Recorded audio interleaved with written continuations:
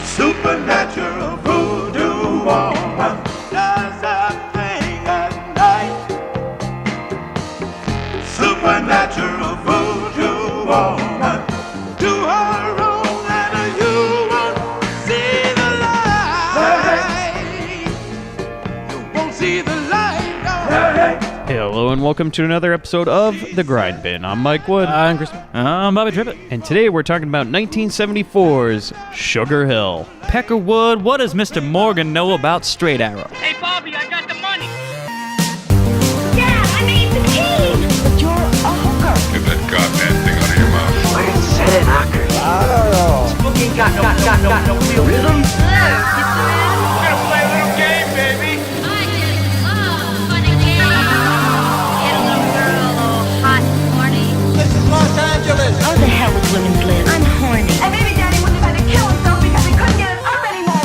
What a shame. It's for jacking off. Come on, just step on the gas before we get green. And more. So guys, we're back here on the bin with Sugar Hill, which is, I had never seen this movie before, heard about it, but Yeah, man. I think we all went in cold on this one. Yes. We have one of our Grindbin patrons to thank for this movie, one of our Grindbin All-Stars, I'm sorry, one of our Bigger Than Dugans, Aaron W.C. Aaron, this is fantastic. Thank you for letting us know about this.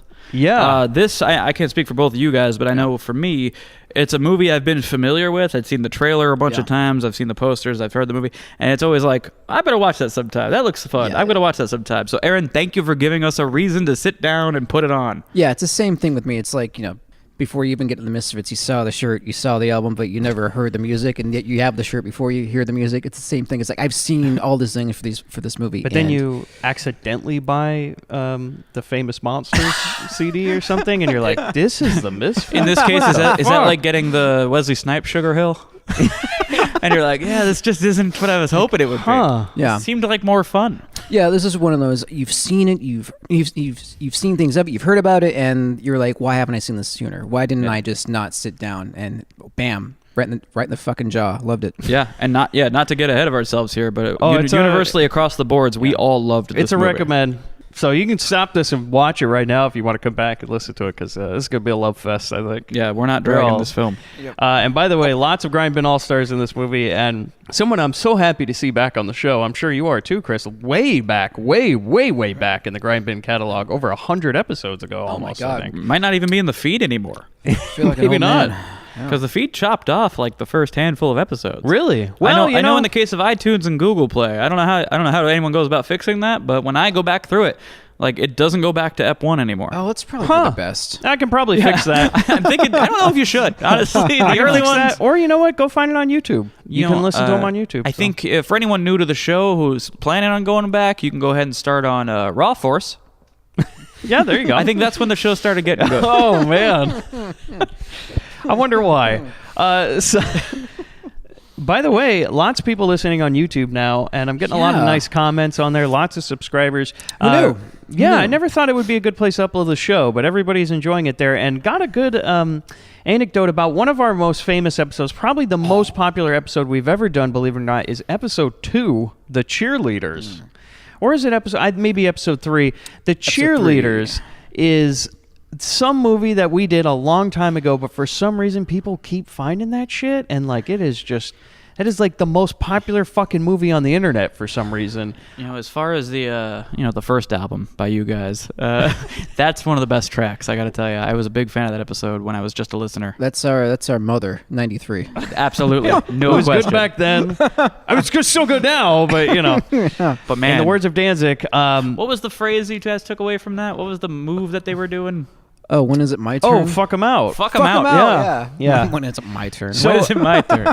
When is my turn? Chris Mann No, story. no, let's not do any more of that, okay? How did you know? No more of that. No more is when is it my turn lines out the door, okay? We're not going to ever... That's something... And it's like Mr. Crowd is almost removed from society at this point. Like, it has really gotten to the point where it's like, yeah... Run him out on a rail. Ooh, man. So, what was interesting, though, is that somebody commented on our YouTube channel about the Cheerleaders episode. Yeah, I they saw were it. in the movie. And they That's were amazing. And they just reached like out we to said. us. Yes, and just like we said with the director has a commentary on that movie, which is amazing that he has one. He says they never told the school what they were filming. They just said it was a, quote, comedy. And they got all the uniforms and everything. Apparently, it was... This person was in, I believe... Was he in the marching band? Yeah, they were in the marching band, and they said that they had gotten a... like a uniform and everything, and were told they were going to be in a comedy. They were underage, and they were put into this... It's not something you want to hear when someone's talking about the cheerleaders. No, and they were... I was in that, and I was underage. Like, they were put into the movie, and they all thought they were in a comedy, and then it came out, and they were like, he or she said they could not go see it in the theater. Yeah. And that it was, it's an X-rated movie, I believe, so. Yeah, it is. Yeah. dirty picture. Yeah. And all the parents must have been real proud. So, can you imagine? You're like, Dad, I made the movie. Just like in, Stephanie Fondue runs home, says, Dad, I made the team. Yep. All these kids running home saying, I'm in a movie, I'm a star. And they're like, oh, what's the movie? Oh, it's called The Cheerleader. It's going to be a comedy. It's coming out soon. And then they're like, I can't find that movie you were in. And then finally one day they drive to the wrong side of town. They see a billboard and they go, what? So that's it. Anyways, guys, we're into Sugar Hill now. This film released theatrically. Hello, American International Pictures. You're back on the Grindbin. This was theatrically released by AIP in February of 1974. It was then later cut to 83 minutes for television. This was on television. Yeah. And they cut it down to cool. 83 You could. minutes.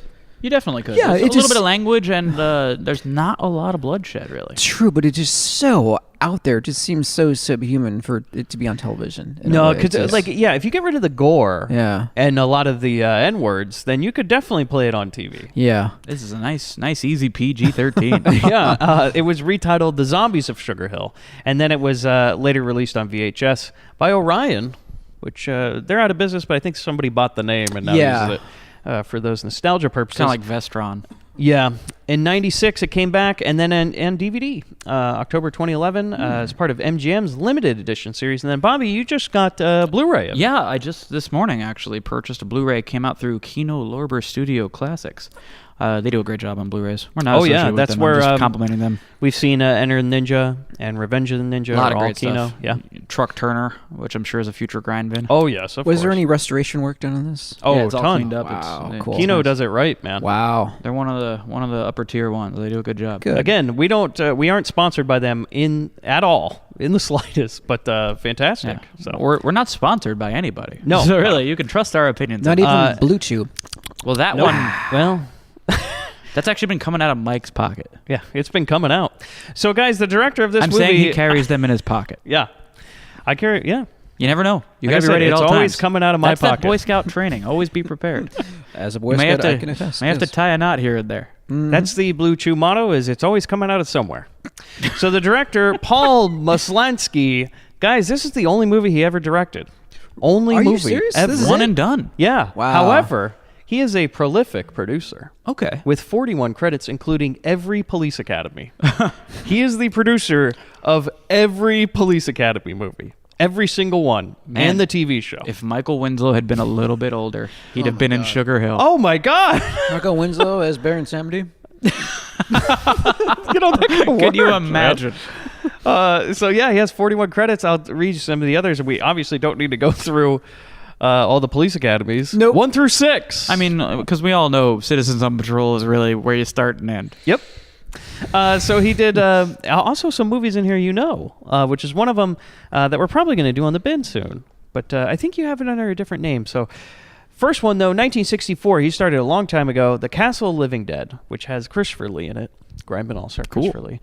He's in the running for Grindbin Hall of Fame maybe this year if he gets in another movie. We'll see. Yeah. She Beast from 1966. Here's the other one I know you have. Raw Meat, 1972. Oh, yeah, Deathline. Yeah, Deathline is what it was renamed, yes. Absolutely. 1975, Race with the Devil, which is a Peter Fonda and Warren Oates I've been movie. wanting to see that. Guys, he was the executive producer of Hard Times, 1975, Charles Bronson. All right. Cool. Yeah.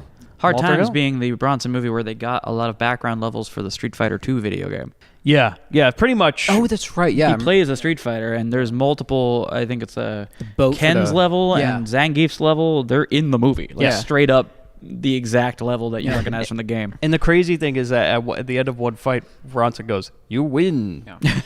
Perfect. And the guy gets punched. Goes. I love that scene where Bronson's like, "Is this your car?"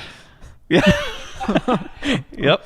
Or should I say, "Was this your car?" He does that to James Coburn's car. Yeah. Oh man, great film, really. Yeah, it's too good for the bin, but guys, watch Hard Times.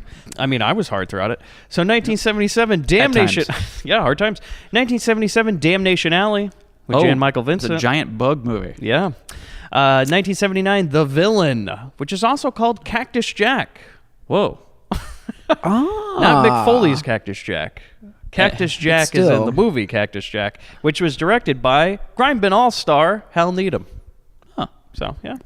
Ruckus, 1980. Can you describe the ruckus, Mike? I can, because that movie is probably going to be on the show in about a month because it's Linda Blair. I feel the chill in the air. You feel that Christmas in the air. You always know when it's November. It's around coming the close. corner. It's getting a little cooler now. It's starting to feel. You're feeling that little bit of Blair. Feel that little bit of breeze. Blairvember, brought to you by Blue Chew. Your hair's standing up a little higher. Go through November hard. Blue Chew. I'm glad they sent us that copy to read on the air. Yeah. It's all what they sent me, guys. I didn't make any of this up. So 1981, The Salamander, which is a movie with Franco Nero, Christopher Lee, and Anthony Quinn. Which one of them plays the salamander? Apparently the Salamander's I think it's some sort of killer, so I think it's Christopher Lee, and Franco Nero plays a cop, but he has one of those funny little Ford cop hats on. That makes sense. Oh, so he kills him with He's the like, do I salamander. have to wear the hat? Okay. Oh, slapped with a salamander. Salamander slappers. Yeah, that's his move, is that Christopher Lee slaps him with the salamander. Yeah. The writer of this movie, Tim Kelly, only 8 credits, guys. But man, what dialogue for this movie. I couldn't believe he only had 8 credits. Yeah. Cry of the Banshee, 1970, which is a Vincent Price movie. The Brothers O'Toole, 1973. And Bogard, 1974, which is also called Black Fist. I haven't seen this movie, but it looks interesting. So, Yeah, Black Fist also features one of the cast members of this movie. oh yeah, it'll come right back. There's a lot of connections. It'll They come got right the back band around like a together. fist. Yep. And speaking of which, guys, coming back around, Grindbin All-Star. Marky Bay. Yep. The Roommates. Man, My God. so good to have her back on the show. Especially from the roommates. If you have not seen that movie, see it. She is fantastic. Yeah, so on that far, show, on that movie. yeah. Go see anything with Marky Bay in it. Oh, I'm a huge like fan. that is a Huge sign fan. of quality at this Yeah. point. Marky Bay, great presence, great voice. I feel I said this about an hour ago to you, Mike, before we started recording. Marky Bay is kind of the Colin Farrell to Pam Grier's Russell Crowe. If you couldn't get Pam Grier, it's Marky Bay. But Like it feels like she got the stuff Pam said no to, and or she was busy. she's pretty much just as good, Yeah. but a little cheaper to buy. Yeah. It's Bay Day in my world every day. Chris, the only thing is she only has 12 acting credits, which to me that's a is shame. fucking shock. Yeah, she's incredible. There's nothing more to say. Is like she made The Roommates great. It Yeah. was a great movie to begin with, but she's awesome in it. She's fantastic in this movie. But it's pretty amazing finding out what she's doing instead. So, Okay. Chris, Okay. as of 2012, oh, boy. Marky Bay, Los Angeles, California, Oh. USA, operates Driving several popular murder mystery cruises, as well as a stamp collecting cruise for the American, I don't know how to pronounce that, some sort of stamp collecting society, with her husband Don Fenwick, who's also an actor. Moreover, Bay also builds dollhouse miniature interiors that have been shown in museums in Los Angeles. Chris, if she's in any of these murder mysteries, you can bet your fucking ass that we're using that Patreon money So to folks, go get us on the cruise. in the coming months, sign up for our Patreon. When the Grindbin goes on a murder mystery cruise, we're gonna find out who's inevitably going to kill Chris Mann. Chris Mann's body will turn up, and it'll be up to Mike and myself to fix it. It's not Yeah, even wouldn't part it of the be- cruise. No, with the way Tanner just clubbed you and took your seat. the Mann family luck is by a far, notorious. yeah. I don't know if we've addressed it much on this show, but the Mann family luck is some of the worst in the world. Yeah, our logo is a shamrock sticking out of a pile of shit.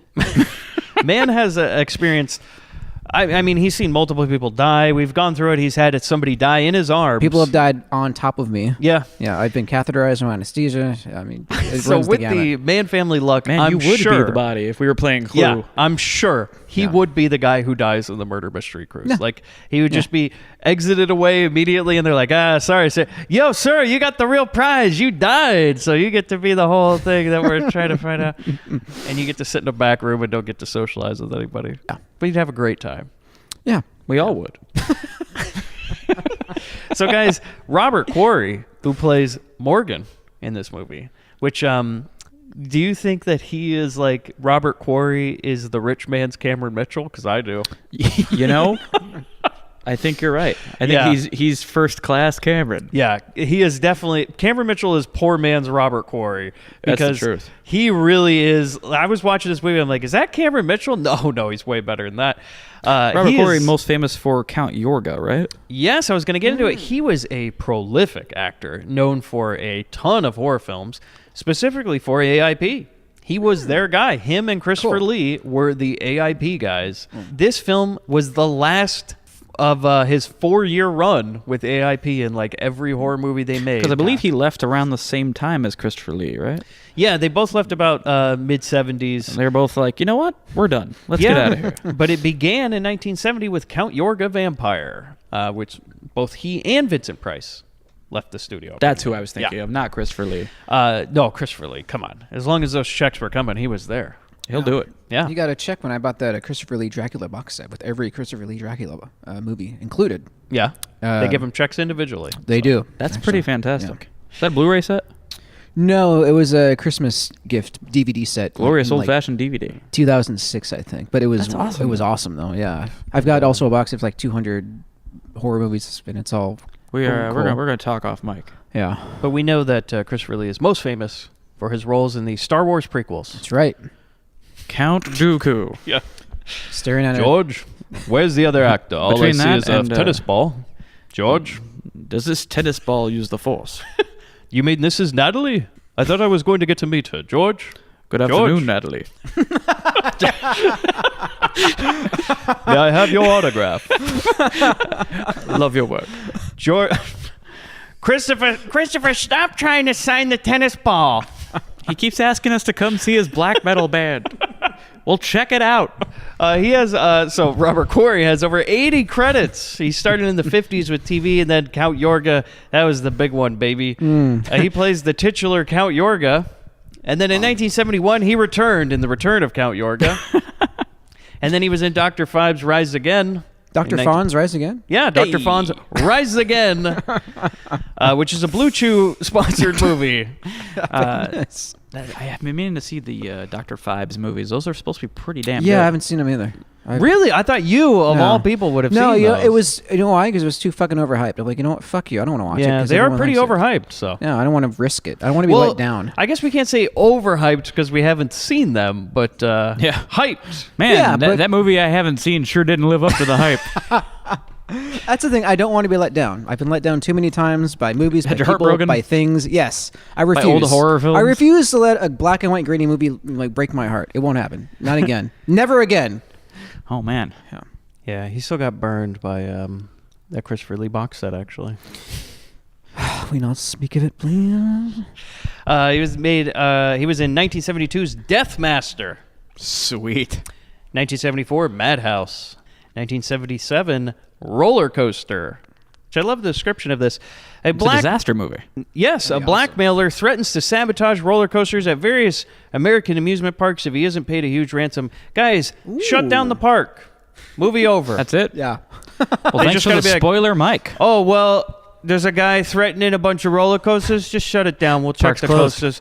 Moose Look, out all we front need to should've do told is you. really just close it down for an hour. Then we're going to inspect the track, see if anything's good, and then we're done. You know, we'll open it right back up. Bring You out can the go back dogs, right on. yeah. We don't know where we're going, man. It's the Blue Chew. It goes straight to your brain, guys. You gotta swallow the it thing fast, is otherwise like, it messes up your brain. Yeah. it just doesn't make your nethers hard. It makes your brain hard. Like, I feel like, I don't know what's going on, you know? There's a lot of blood flowing everywhere. I think it's got some kind of voodoo thing. I just feel like dancing and grooving and just start making. Either that or the brain tumor that's growing in my brain from all the Blue Chew. You know, you never know. Blue 2. Blue Chew, yeah. Wasn't that a Pokemon? 1987, he was in Cyclone. Which is about an amusement park ride that's been sabotaged Yeah. at Coney Island. This is a fucking movie we've mentioned a million times on this podcast because it's that Fred Olin Ray movie about a future bike. Oh, that one. Yep. Okay, yeah. Yep. Fred Onion Ray. And then, guys, another Fred Onion Roy movie, 1987, Commando Squad, and then he's a Grindbin all-star, guys. Yep. Because Robert Quarry, god damn it, he's in Beverly Hills Vamp. Yeah. Oh, no. That was a Patreon episode, so that doesn't really Yeah, count. main feeders don't know this. Yeah, guys, We if can- you want to hear, we can hedge him out of the Grindbin All-Star. yeah, if you want to hear us three just riffing on an Eddie Deason movie while we're all rock hard on our Blue Chew, which we really got to get off this show. The whole It's idea. the only way to settle down, Mike. Beverly Hills Vamp. We I gotta know say, it's one of you our know, finer episodes. by I the was way. about to make that Yeah. point. Like we're slagging it off, but I actually think that's a really quality Yeah. episode that you can only hear on our Patreon. Yeah. Yeah. So go check it out. And guys, do you think there will be another one this year that will do a special Patreon episode only? Of course there fucking will. Yeah. Is that a question? Yeah. The only question is, what month will it land in? Oh. And how long will it last? 4 to 7 hours or less? Chris, you know it lasts a long time. As long as you put that chew in your mouth. All right, we got to stop it. God's sake, Mike. Don Pedro Colley, who plays Baron Samdi. I could argue the performance of the film. Oh, Yeah. really? I think Him and Marky, just though. edges out Marky. He's pretty great in this Yeah. movie. Only Yeah. because he has more stuff to do. You know, Yeah. she's because as we'll see when we get into the film, like he's popping up everywhere. He's doing everything. Yeah. And he's chewing up the scenery and having a blast. And he's wearing different hats at different times. So Yeah. you almost don't know he's there until it's like, there Whereas he is. Marky has to keep the rhythm throughout the film. Right. You know, he gets to noodle. Yeah. Yeah. So you're saying Marky's like the rhythm section. Yeah. And Don, he's like that solo. you He know? is. He's coming in there. He's like that little trumpet solo. It's great. So, guys, Don, Baron Samdi, 51 credits, still acting. Cool. Hell yeah. He did TV, and his first movie was 1970's Beneath the Planet of the Apes. It's the character of Ongaro, which I haven't seen that Was movie that the in mute forever. girl? Sure. Take it from Bobby. He knows. He played the mute girl.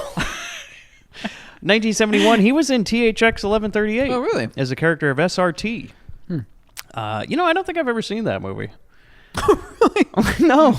I've just seen clips of it, but I don't think I've ever seen the whole movie. Do I you was ever thinking about wanna- that today. do you ever No, wanna? I don't Yeah, care. neither I have do never seen it either. Well, and is I'm it- probably not gonna. Yeah, same. Okay, so have you seen it? No, I just know it's Oh, a- okay. Do you think yeah. it's better in Red Tails or? Or just a question. I mean, I'm just wondering, as far as Lucas's body of work, how do you think it compares to Red Tails? Bobby's not touching this one. I got nothing. I didn't watch either Well, of those you know, movies. who better than to consult and direct a movie about the plight of the black man in Yeah. World War II than George Lucas. than George Lucas. He Yeah. knows, man. Yeah, he was there. Well, Hughes, what do you think of Red Tails? From the second this movie starts, I have no idea what's going on. Cause first, it starts with a country harmonica. Thanks, Hughes. That really didn't have anything to do with the movie, Hughes, but thanks. He kind of took the scenic route to answering that question, but I think if you got to look into the subtext. Hughes chiming in is like a magic eye.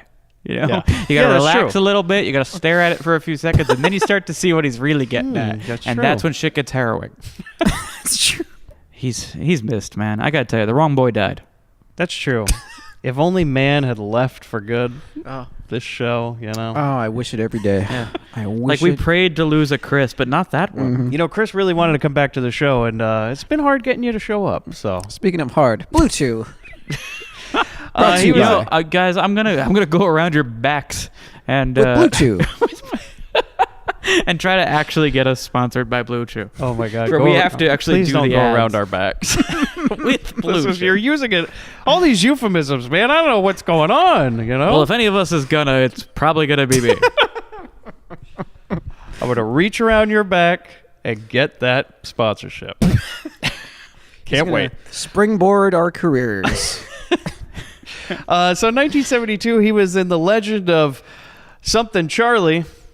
Something Oh, okay, Charlie? yeah. Yeah, The we Fred all Williamson know movie. what it is, but we're not gonna. I'm not touching that. Oh, Hughes, do you mind to chime in with this one? Yeah. Well, no, I'm not going to say the word. He was in that movie. He played the character of Fred. Or no, I'm sorry. It was with Fred Williamson and D'Urville Martin. That bad man, D'Urville Martin. Bad D'Urville Martin. Yeah. He was in The World's Greatest Athlete in 1973. Guys, we're going to need to get this. Jan Michael Vincent and Tim Conway. Oh, no. A down-on-his-luck coach travels to Africa, where he spots the world's greatest athlete, a white Tarzan type. The coach brings him back to the U.S. of A. to compete. You know, I wouldn't have cast Tim Conway as the white Tarzan type, but that's interesting. The funny thing is he came as Dorf. World's greatest athlete, and he's only 4 feet tall. He's got his shoe knees ready to go at all times. But the poster for that movie, holy Lord, is it bad. It's great. So check it out. It'll be on our Facebook. No, don't. Okay. 1973, he was in Black Caesar. 1973, this is a hijack. Black Caesar, also a Fred Williamson movie. Yeah, and also, Grindbin All-Star Larry Cohen. Yeah. Okay. Wrote and directed that movie. Awesome. 1974, he was in Herbie Rides Again. And 1988, The Blue Iguana. So he's in a lot of stuff. Like I said, he's still acting. He's got stuff in post-production right now. Guys, Betty Ann Reese, who plays Celeste in this movie. Oh, boy. The only reason I'm mentioning, Grindbin boy. All-Star. Man, we are No just fucking... shit. Unholy Rollers. Yeah. She plays the bad lady in that movie, too. Is she as racist?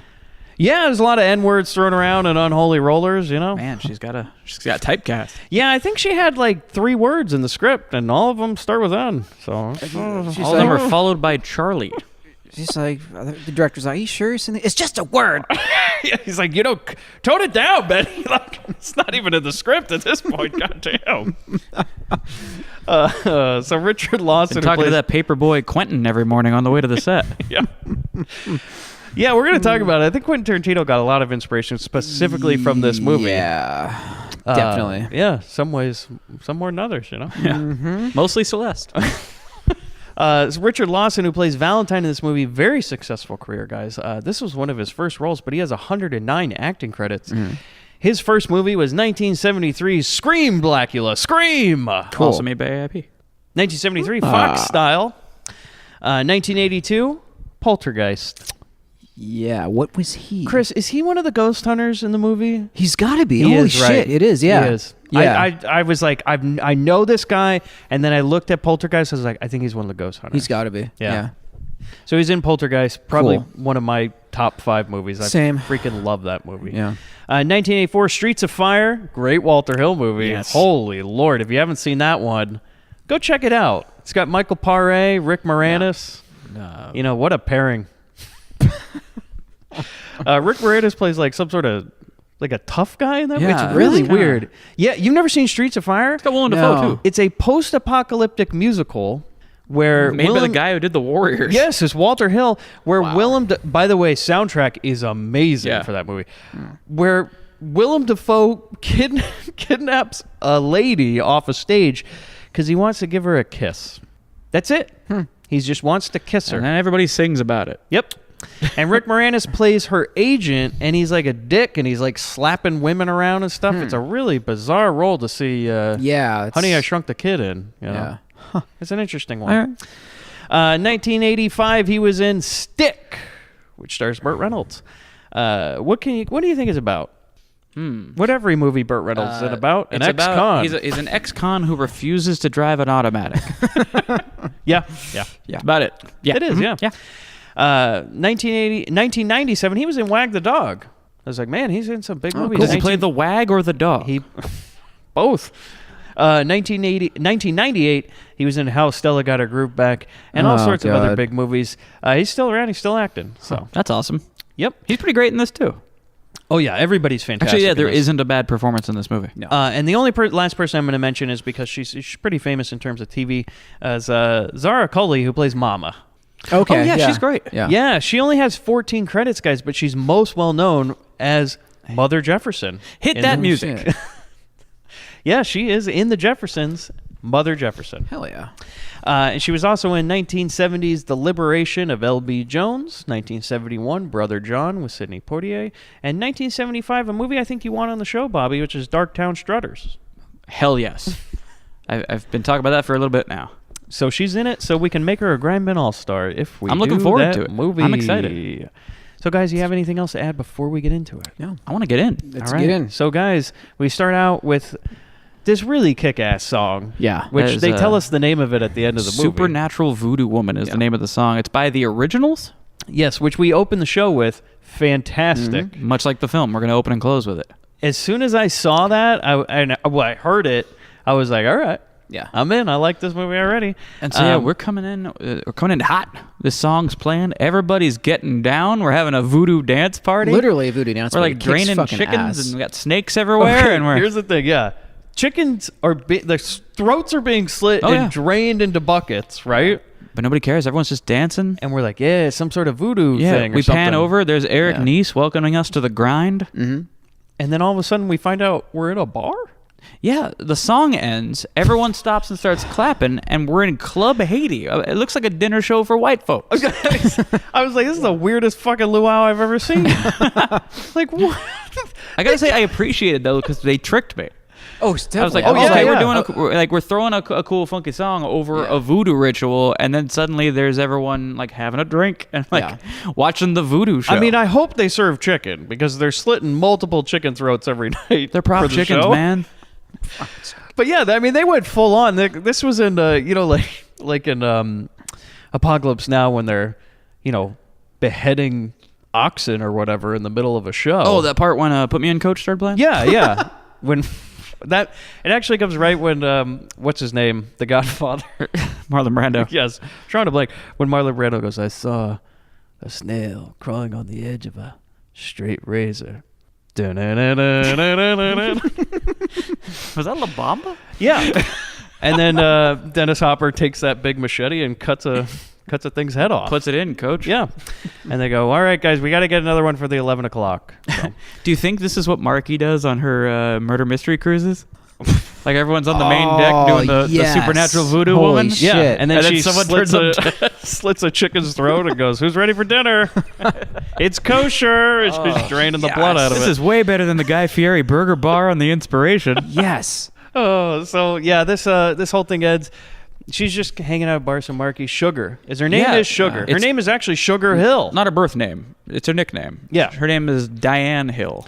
But her and name is, she's the titular Sugar Hill. We meet her and her Yeah. man, Langston. Yeah, They are the proprietors of Club Haiti. yes. And so, No, well, I was going to say with the name and of the movie of the character, it's so misleading. You think it's just going to be some kind of You think crime it's a place? fighter? What's that? Do you think it's a place? Sugar Hill? Yeah. Upon that's what first I hearing thought about too. it. Yeah, I thought it was going to be some sort of place. This is a place where zombies are, just based off the trailer? Or just Spoilers. based off the name and the poster. I mean, you Yeah. really have no idea what you're in for. So I'm like, oh, this is going to be like a jolly funky joint. Sure, Guys, fine. I didn't even know this was a zombie movie Neither until I did I. started it. Oh, you didn't? No, like halfway, I'm like, what? Yeah. Oh, that must Yeah. have been a great experience. It was great. I was just like, where are we going? Yeah. But yeah, it is kind of perfect. And Yeah. like we're saying about this being the if you can't get Pam Grier, because a character named Sugar Hill Oh yeah. is very Jack Hill. perfect blaxploitation heroine character. Yeah. Oh, definitely. And Like so, Foxy Brown met Sugar Hill, right? That was crossover I want. Oh, fuck yeah. and so here's the thing: is Langston comes up. He's 2 days away from retirement. He's showing pictures of his kid. Two Because days he's away coming from over- sealing the deal. Yeah, he's coming over. He's laying it on real thick. He's like, "Hey, Sugar, how you doing? Just wanted to say, I don't say this enough, but I love you. I think we're a great couple. We got all these things going on. Feels like I'm on top of the world. Like I own the most. Club Haiti is a real popular joint. In this town, wherever we are, any town, USA. We'll get into that." With the wildlife that's in this town, because what the fuck?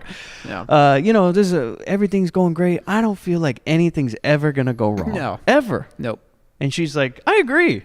Our lives are perfect. Everything's gonna work out for both of us, Langston. And then all of a sudden, a man named Fabulous comes up. And could we talk about my Fabulous and why he's called Fabulous? Well, This suit that he has on. How would you Oh, describe yeah. the pattern of this suit he's wearing? Fabulous. Regal. Yeah, a cartoon pimp walks in. Yeah, it starts out like a real Dolomite thing where it's like a club situation where he's like, I want your club. But he's like, no. He goes, okay. Will you give me your club? No. All right. I'm leaving now. Man, you half expect Rudy Ray to pop up behind the bar. It's like, look, man, that suit is. It goes for 20 minutes with applause breaks. It's a very similar dynamic to Dolomite with like Dolomite and that bad D'Urville Martin Willie Green, where it's just somebody wants to buy somebody's club and everything like that. He's like, I ain't selling, man. He's like, okay, well, It's a tale as old as time. Yeah. are you sure you don't want to sell? And he's like, no, my life is perfect already. And he goes, okay, well, I'm gonna leave. Everything's fine, guys. Everything's fine. And this is where we got the line that I said at the beginning of our episode, because they were mentioning that, Mr. Morgan just wants to talk about this straight arrow. To which Langston everyone's- says, Peckerwood, what does Mr. Morgan know about straight arrow? And you know what? He's right. What does he know about straight arrow? we'll find out. He doesn't know what we know about the straight arrow. That's true. So he gets them to leave, right? They kind of rough him up. They're like, will you sell us your club? And he's like, no. And then he's like, well, I'll beat you up. And he's like, well, now I'm definitely not selling. Yeah. And so they All get right. out of there. And then he's talking to Sugar, and she's a little scared, and he's reassuring her nothing bad is going to ever happen, all right? Nothing. Everything's going to be fine. Hey, listen, I got to get to a meeting in the middle of the She's night. like, no, not just random meeting. No. You can't go to a meeting at fucking 1 a.m. by yourself. Every time, like, whenever there's a character, it's like, hey, I just got to go do that thing. When they couldn't even think in the script to explain what they're going to go do in detail. You're Well, like, if you'll excuse me, I have to be in the parking lot. Yeah. It's like in any Friday the 13th, it's like, hey, I just got to go in that other room for something. No, don't do no. And then they're, next thing you know, that my keys in there? next thing you know, it's head in the shitter, shit in the shower situation. Cloudy with a chance of stabbing. So he goes out to the parking lot. He's just going to that meeting, guys. Some meeting. Yep. Right? And right before he could even get into his car, who is he? He is assaulted. He is attacked. He is assailed. By who? Well, we don't know who, because they're all wearing stockings Okay, on their this face. is so funny, though. It's like, Except they're all dressed like Steve Harvey. The same way Except they were it's there the like s- 5 seconds You're in the earlier. loudest- the same guys. They walked Yeah. outside and put pantyhose on their faces. They did. It was so funny because I'm watching. I go, what the fuck they got in their head? Yeah. It's like, all right, guys, we're gonna beat him up and kill him, but we don't want him to know who we are. Even though he, but boss, don't you think you probably shut up? How would he know anybody could get attacked in a parking lot? It's any town, USA. Yeah, it happens all the time here. Yeah. So all the same guys that just confronted him in the bar. So they start putting the boots to him. Yeah, And with then- the stockings on their head. Well, yeah. So we'll So never we don't know who they are. But then the boss shows up, and the car pulls up, and we do the classic pan up. Yeah. Foot comes out of the car. All we see is a nice tailored gray pant leg. We got a shiny white shoe, and I'm like, oh, Pee Wee Herman. Their boss is Pee Wee. At first, I was like, Cameron Mitchell's not in this movie, right? Because I was like, oh, no, it's him. And I was like, oh, no, it's Robert Corey. The better Mitchell. Until, they both went to work with Fred Onion Roy. It's true. They both fell far. Everyone man. does eventually. Oof. So, yeah, Morgan's here, right? He's the real boss. They led you to think that it was going to be fabulous, but then Morgan shows up and Well, that makes goes out sense. the He's window. sort of he's the underboss. It's like when Morgan's not around, Fabulous is war chief. Yeah, he's definitely Yeah. the guy you're going to fight in the middle of the stage. Yes. And then you get to Morgan at the end. Absolutely. And so he's going to ask, well, this is what he is, because they just kill him, right? They beat him to death. Yeah. And it's not that brutal of a No, fight not to at all. watch, really. I was a little surprised to find that he had died from this. Yeah, because I just thought they were just doing a Yeah. couple pro wrestling kicks to him on the ground. Like they're pulling the kicks. Yeah, you know? we're stomping the mat. Yeah. we're landing in nice and easy. Well- It's a house show. Well, one of them did kind of look like Michael Peterson under the head stocking, so you never know. And he's just they're just doing they're pulling the foot off the guy. Yeah. And then The Rocky Maivia foot shake. And Yeah, then- I just thought they were just going to beat him up a little bit. Yeah. And because To they send a even asked, message. he's like, well, what do we do? And he's like, oh, he's garbage. Just leave him right here. Yeah. yeah, leave him in the street like the garbage that he is. Very forward-thinking plan they had. Yeah. Yeah. Well, step one, Oh, I guess he's done. And then they're like, all right, let's go.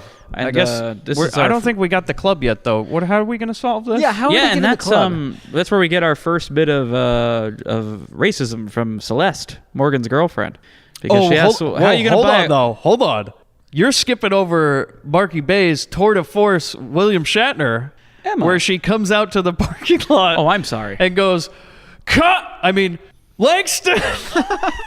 Yeah, we do have a big Yeah. Wolverine shouting into the rain. Yeah. She's on her knees. She goes, Langston! I love that part. Jetson. was like, no, you're supposed to yell the bad guy's name.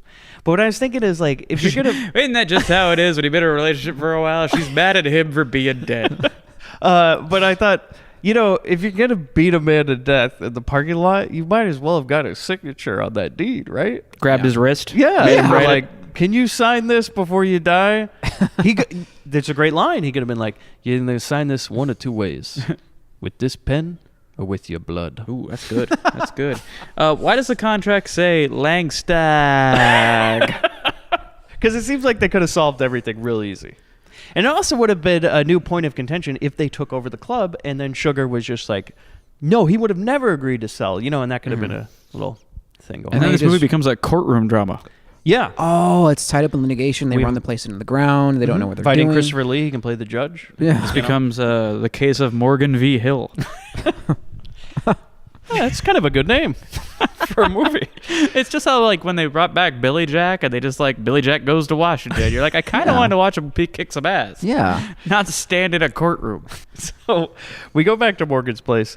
And as you said, Bobby, Celeste really laying it in, And it parts your hair. Yeah. You hear this white lady stand up and drop an N-bomb. Yeah, she's just in this. She says, and yeah, how that. you going to buy a club from a dead person of color? And Morgan even looks at her, he's like, can you stop? Like, Even the goddamn. villain of our story is like, he shudders for a second. I'm just like, Jesus Christ, Celeste. Fabulous is right here, right? Come on, man. Actually, come to think of it, does Morgan ever actually use the N-word in this movie? Yes. Well, Yeah, I uses think it- he jokingly used it at Fabulous once. Yeah. Yeah. In a Yeah. later He scene. does. He does. Yeah. Like their little inside. It's kind of like Sam Jackson and Django.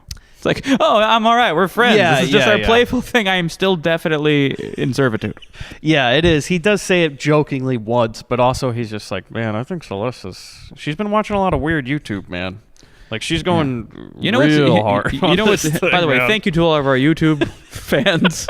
We've really been appreciating it. All you horrible racists on YouTube. Hopefully have we're been not enjoying our show. Hey, look, YouTube, you can upload wherever the fuck you want there. I Okay? can't help but notice that the view count's a little low on the blaxploitation films, but hey, that's your life. You live it. Whatever playlist we're getting rotated in, I'm God. hoping that they're good. It's just the Hughes episodes. Actually, our most famous YouTube show is Robotrix. Oh, Which that's is a an good one. That's the interesting biggest of the so. biggest? That's the biggest of the biggest, man. biggest. We always knew. Ah. So Sugar's now back at the club. Basically, they're like discussing how we can get that club. Nobody says like, man, we should have had him sign that before we killed him, Well, right? that ship has sailed. It wouldn't really benefit anybody for one of his henchmen to bring that up now.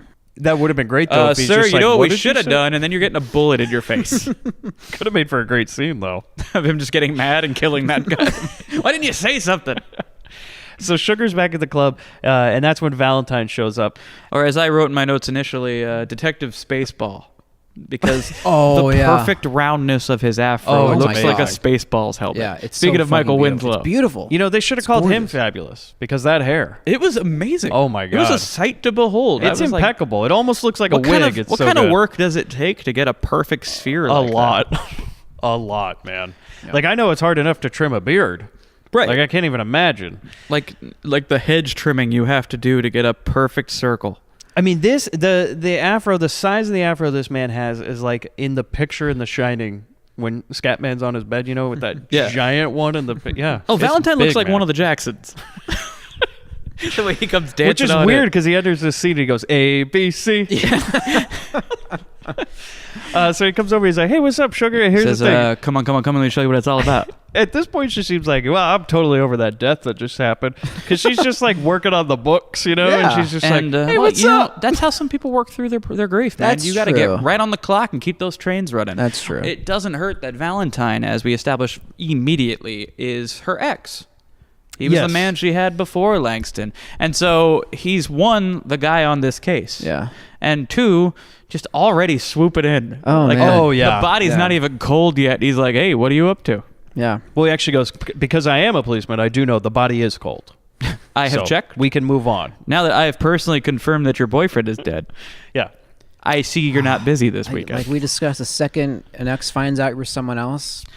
But you know what? This is the guy. This is the guy you want on the case, though, because his fro tells you he is fucking meticulous. Yeah. Yeah, and also apparently he used to run the Voodoo Beat as we'll get into, which is the strangest part of this movie when they talk about I've what never he did before wanted to be a homicide. cop until that moment. Okay. Of like, wait, there was a voodoo beat? Yeah.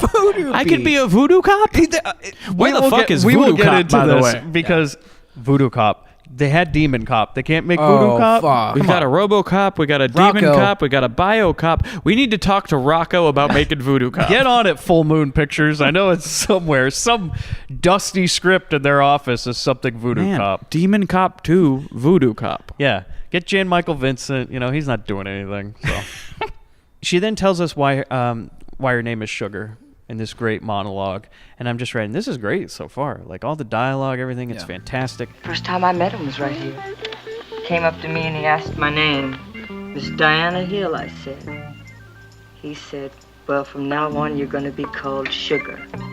Miss Sugar Hill. 'Cause you look as sweet as sugar tastes. It's very reminiscent of a Quentin Tarantino movie to Oh, me. definitely. Like the dialogue is very, very pulpy. Yeah. It's snappy. It's You great. know, 13-year-old Quentin was wearing out this videotape. He had to be. He's definitely Or seen reel it. to reel. I don't know. And so basically she says that she wants to see them die one by one. And you know slowly. what? I understand that. Also, not the thing you should say to the cop, though. At You're the same time. kind He's like, you're my job. Well, now you're going to be the first suspect if shit goes down. He's like, it's all right, though. But Oh, you yeah. see that all the time on like Law and Order, Yeah. Yeah, I didn't do it, but I'm glad the son of a bitch is dead. Yeah, we get that all the time. And they're like, let me just pull out my notebook. Real quick, get that down. What'd you say again? Can I get a And direct quote? all from of you? their scenes in this are really interesting because he's trying to do his job. He clearly takes his job very seriously. He's investigating the murders that are happening, but he cannot help but flirt with her. Like every line. He's trying to finish two jobs. He is definitely, yeah. multitasking. So then we go to Big Mama's house. Okay. Which And is so this- as we're heading in there, we get these wild animal sounds that repeat all through this. Yeah, so please tell me, where are we located? We're in the apparently world? located at the beginning of the Jungle Love music video. There are If you've ever heard Morris Day and the Times Jungle Love, it starts with this exact animal sounds.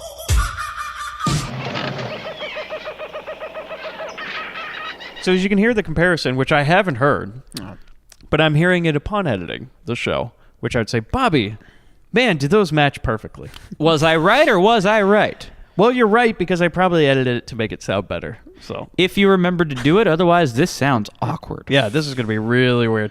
Anyway. So what happens is she walks through like what looks like when she gets inside, I was like, if this is the fucking house from House 2, I'm going to get real pissed. Yeah, it's a little bit House 2. It's a little bit like walking into the Michael Myers house in the Yeah. later sequels. It's almost a little spooky. Very spooky. Very spooky. Oh, man. If only Duke had showed up. Oh, What do you got here, please don't. voodoo or something? Do we need any more N-words, Bobby? Are these zombies or something? Or N-words or something? all these Duke, N-words. please. What are you doing, Duke? Duke, stop it. Stop it. And then he jumps through a door. We ain't got none of this in Jersey. Yeah, bet not, man. Yeah, these ain't zombies. They ain't fighting.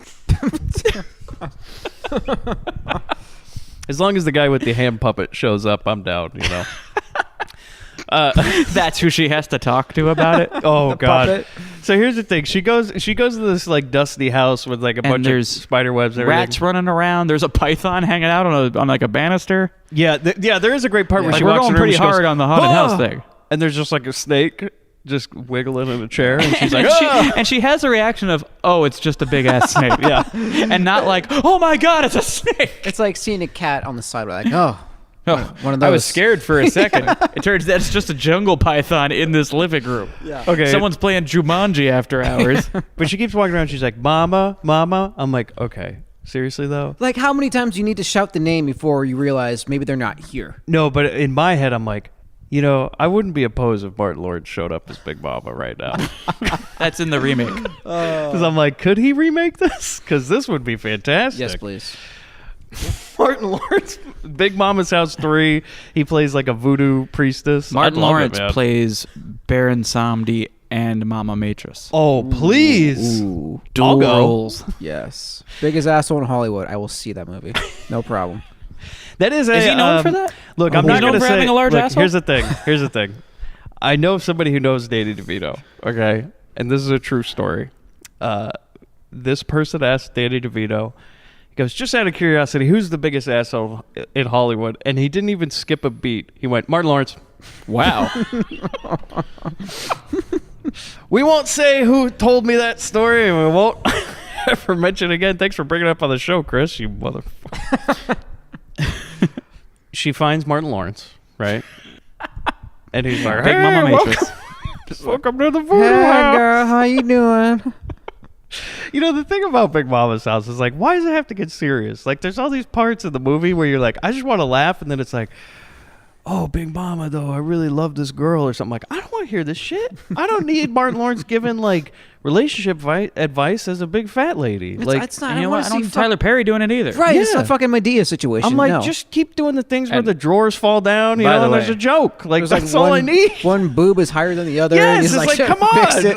on. Like, what the fuck is this? The hair on Chris movies? Hughes' arms just stood up. Yeah. And he doesn't know why, as we speak ill of Medea. Yeah, well, you sit there and you watch Medea goes to jail, and it's like, why do I need the drama?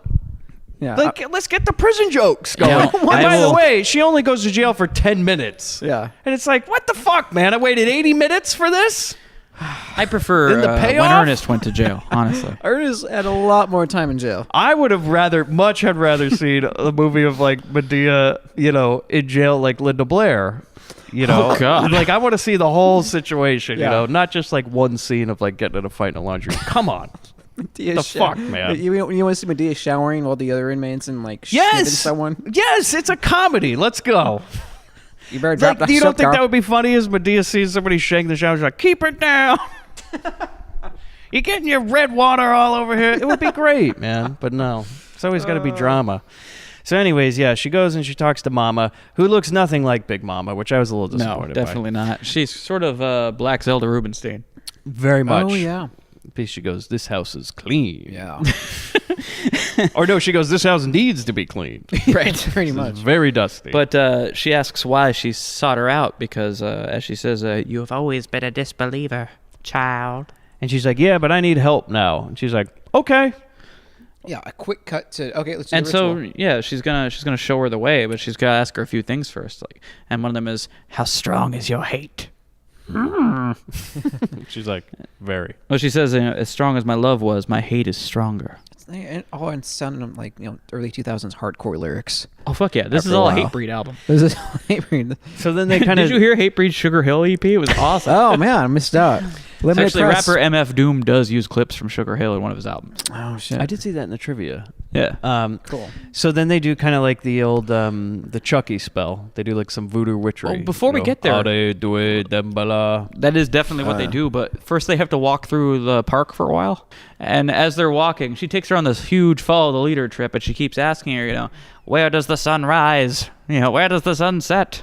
What is the power? What is your quest? What is your favorite color? And here's the thing that really annoyed me is I keep hearing monkeys in the background. That's the Yeah. Jungle And I'm Love like, thing.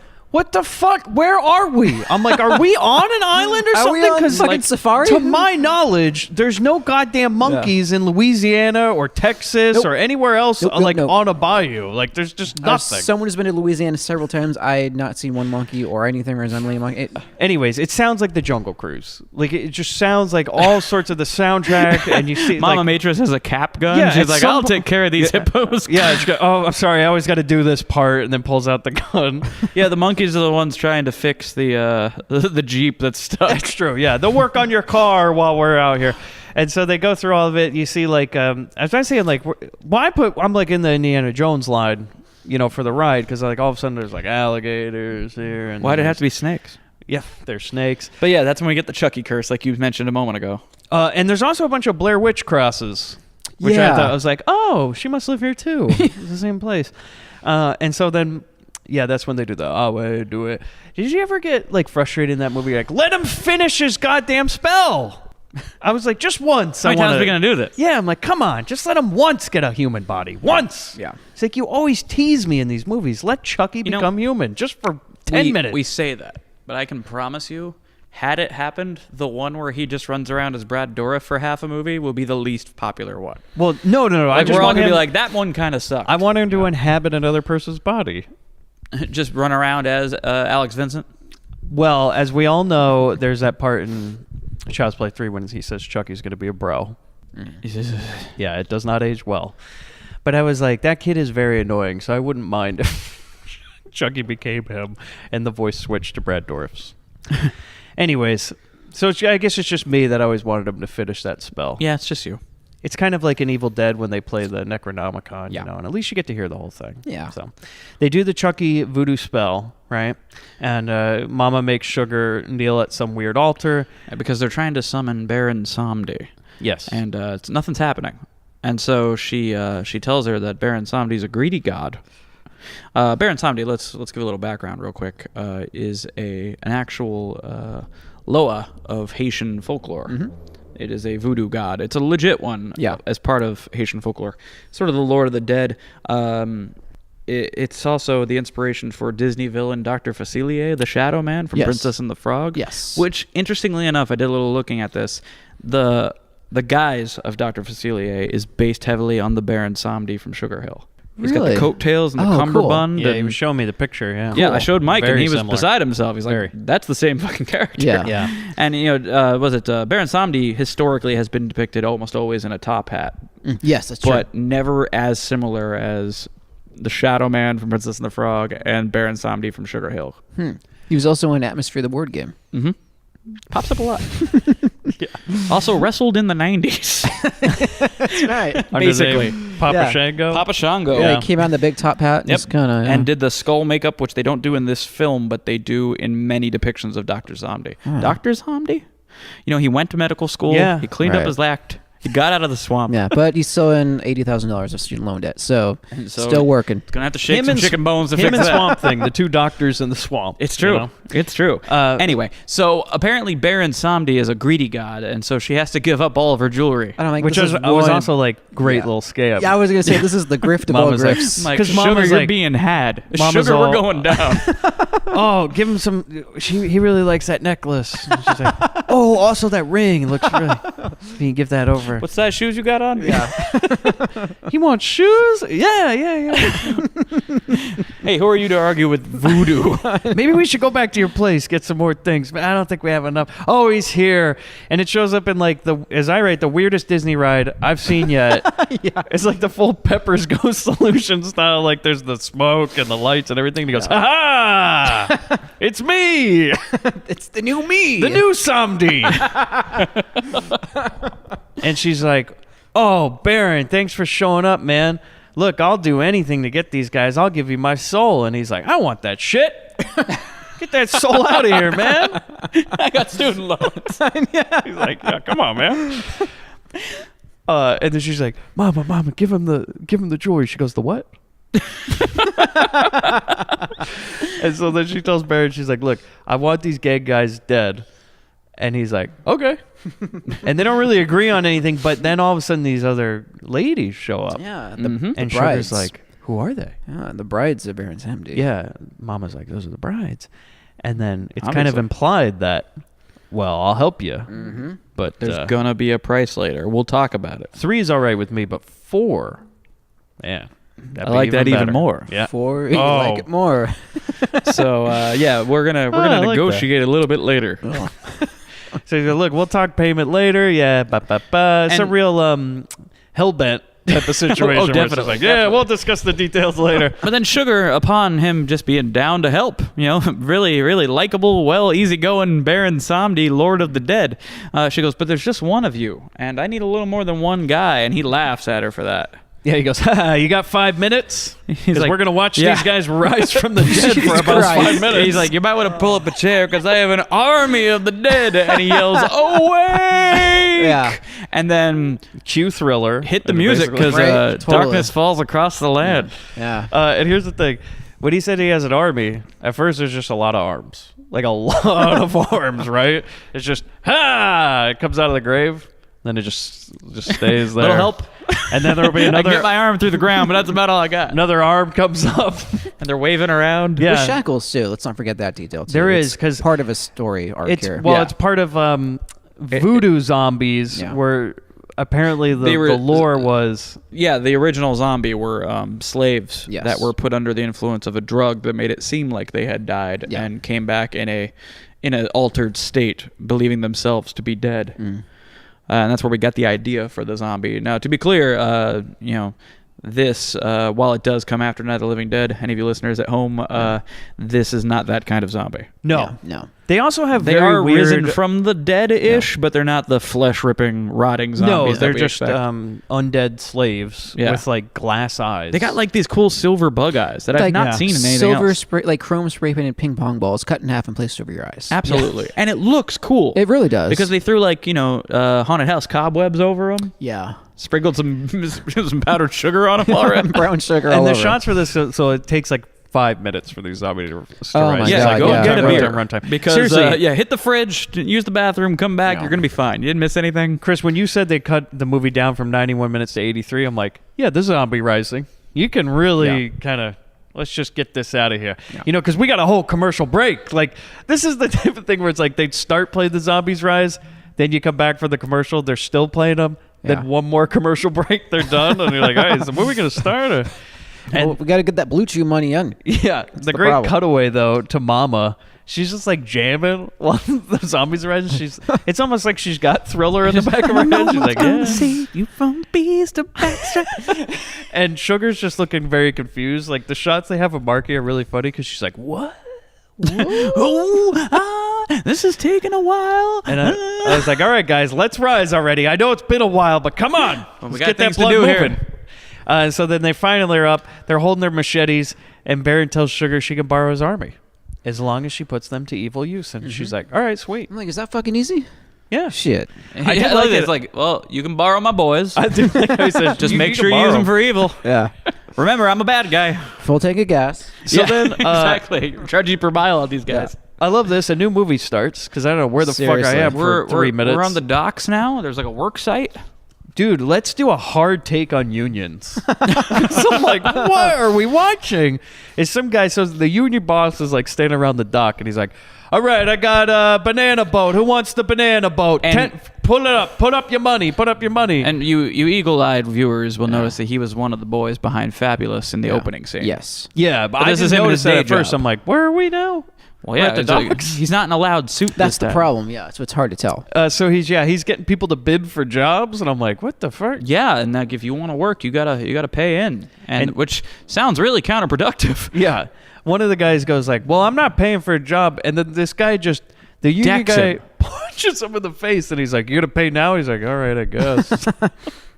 And so then, And this is the first of a recurring thing that we do. He then, after he's figured out, people have paid to take certain jobs, he goes to walk inside the warehouse, and we pan up to one guy in a hard hat, and we get the reveal that it's Baron Samdi incognito. Yeah. In I was in like, a oh, shit. construction hat, just hiding amongst the boys. He's I just- do really like yeah, that, he's how doing- Baron's always in disguise. He's It's like he's like a village person the whole movie. Yeah. You're right. It's my favorite thing in this film is that every time that's the tell. That's when you know something's about to go down. Yeah. Is like suddenly they'll pan over and there's Baron Samdi, working as the bartender. There's Baron Samdi parking cars. There's him and like as a doctor defibrillating some patient, down the hall. He is not only a voodoo priest, a master of the dark arts, but a master of disguise. He very much is. Do you think him and Chunky are friends? Oh, 'Cause sure. I would like it if they were a duo, That would be He nice. wore that hard hat in the Good Guys factory. He helped him get out. Oh my God! You just pan over and Baron's one of the guys at the guy Yeah, factory. after a guy clocks in and turns around and it's Baron Samdi. He's like, "You guys are gonna love this one." Old Sam's going on lunch. And so then Baron, he's this guy's a construction guy, and then all of a sudden the union dick, he's just walking around this warehouse, right, counting his money for at least 10 minutes. It's like, dude, you didn't get that much. He's just like 1, 2. Oh shit! Well, what was that again? We got much like in the previous scene. We got to wait around for the zombies to get there. Yeah, They don't And move very quickly. They're undead. And they also are wearing chains apparently because Yeah. you just hear like the chains rattling, and he It's goes, a pretty "Who's nice there?" effect. So also you're at the dock, so probably somebody. Someone working probably overtime. Some longshoreman just he's like, "I'm doing my job, boss. I'll keep it down. I paid for Sorry. this gig." Yeah, right. And then And then he turns a corner and there's Sugar. oh my God, In a the sweet white frickin' suit. best jumpsuit. I wrote sweet ass jumpsuit. She looks great. She's dressed like X-Men character Dazzler in the 70s. And so she's standing at the end of this hall, and she's doing like the old Lyndall Blair, like, "You're gonna find me." Oh, it's great. Her quipping is so good. She goes, "Hey, Whitey, you and your punk friends killed my man." Oh, I love this. Is that so? She calls a lot of guys honkies, but then she uses No, she says honk. Yeah, she uses the short form, which is honk, which I've never heard. I'm like, That I is kinda so like great. that. Yeah. She's like, "Listen here, honk." Yeah, so she's standing at the end of this hallway, and she's like, "Hey, you killed my man." And he's like, okay. And then all of a sudden, well, he says, "You have one of the nicest asses in town," which I write very classy. Well, that's one thing we expected of this man is class. Yeah.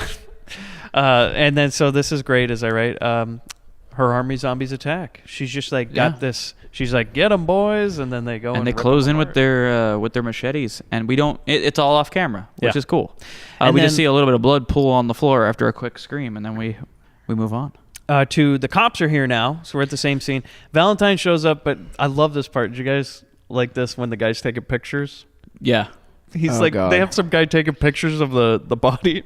under a sheet. Yeah, and one of the cops goes, "All right, that's enough." All right. It's like almost like he's doing it for fun. He's like, "All right, I'll let you get your rocks off. You can take a few pictures, but I just we gotta imagine keep this from that quiet." cop's perspective, it's just you hear the shutter click for the 9th time. He's like, "All right, this is getting creepy." It's like, Now I'm starting to think Jesus. you're taking these pictures home.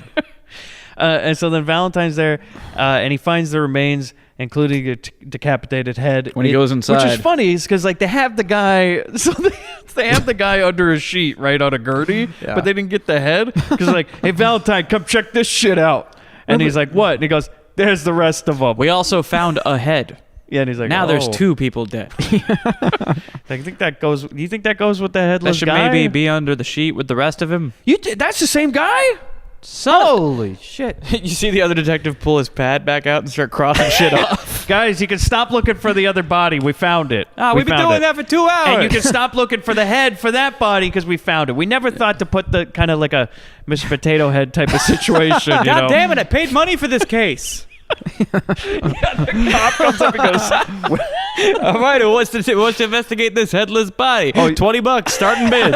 come on. Somebody wants to. Oh, so then, yeah, he's like, "Oh, damn, man. Found that head." So then Morgan, we cut to him. He's eating oysters, and one of the gang Trying guys. to, anyway. Yeah, one of the gang guys is like, "So what are we going to do about that dead guy Tank?" And he goes, "God, you know I'm eating." I'm sitting there trying to, and then Celeste comes in and she wants to have sex to try and cheer him up. Yeah, she's like, she's like a real racist Peg Bundy, you know? It's Oh a my running God, yeah. thing between these characters where she keeps going, "I know it'll cheer you up," and he's like, "God damn it, Yeah, Celeste!" she's like, "Morgan, let's have sex." N-word. "No pig." And so yeah, he's like, "God damn it, you ruined my meal. Now you also ruined my libido." And then Everything's fucked. He has the line here. It says, you people refuse to let me eat in peace. Some stoned out hippie freak kills Tank, and the rest of them start acting like women."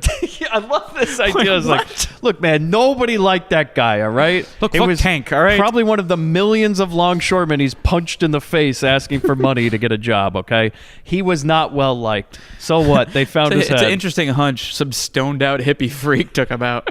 You know, they found his head. What does that have to do with my oysters? Okay? Nothing.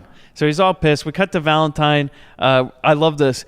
Now they're in some guy in a lab coat looking at a microscope, and he's like, science. I love CSI Sugar Hill. Yeah, it really is, because he's like, "You got anything for me?" And he's like, "Yeah, I got some science." And he's like, "Take a look. These cells have mold on them." It's actually pretty interesting. And And he's he like, explains, "Mold?" Yeah. what do you mean mold? Well, not the kind you find on Swiss cheese. And I'm Whatever- like, whoa. You don't find mold on Swiss cheese, dude. Maybe in his fridge. Yeah, I'm like, what the fuck? Kinda You gotta life you throw live that in. shit out, Yeah. man. Blue cheese is the mold. This is brought to you Goddamn. by Blue Cheese. Rock hard. I rewound that one time because I'm like, did he say Swiss cheese? Sir, I don't know what cheese you're eating, man, but Have you been to France though? did you put mold on the Well, the Yeah, Swiss? they don't give a shit, man. They're Yeah. all hairy and moldy and rude. Yeah. Thanks to all of our French So listeners. you're telling me that these zombies are just French? That's really all it comes out to. Explains a whole bunch. Quebecers too. We're about to lose our 2 French listeners. Yeah. Yeah. Well, they fuck you too, all right? So he explains that, they found mold, which confirms his theory that whoever did this to Tank had fingers covered in dead skin. He's like, okay. And he starts laughing because, like, you trying to tell me a dead man killed Tank? I like that even the cops and everyone's calling him Tank. Like everybody knew this guy. Well, and also, like, yeah, they do. Everybody knows Tank in town. Like, it's Tank. Well, with a name like that, It's Frank the Tank. Yeah. So the thing is, Valentine is like the real Duchovny of this. He's the real molder of this force because he worked that voodoo beat. Oh my God! This all ties together. He worked that voodoo beat for so long. He's like a true believer. He's always just like, finally, zombies are the ones who are killing people. And they're like, Valentine, what are you talking about? And he's always going on. He's like, but no, I mean, like, maybe, but some people do believe in zombies. You know what I mean? I mean, one time I lost 3 minutes. You never know. You never know. He's got a smiley face poster in his cubicle with spoon eyes.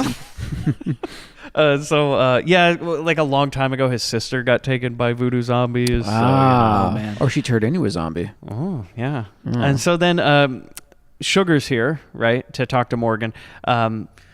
And this is where she really starts hitting her Pam Grier stride. Oh, man. Oh, she is cool as fuck in this Blowing scene. the fucking doors I off. thought you were going to say something about Celeste, where she really No. hits her stride. Well, yeah, I mean, Celeste also hits her stride in other ways. Yeah.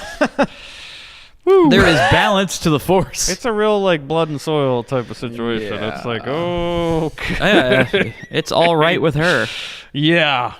She's lighting tiki torches and getting in on it because she is like, at one point she's like, how come this N-word gets it? And they're like, okay, Celeste, you gotta go.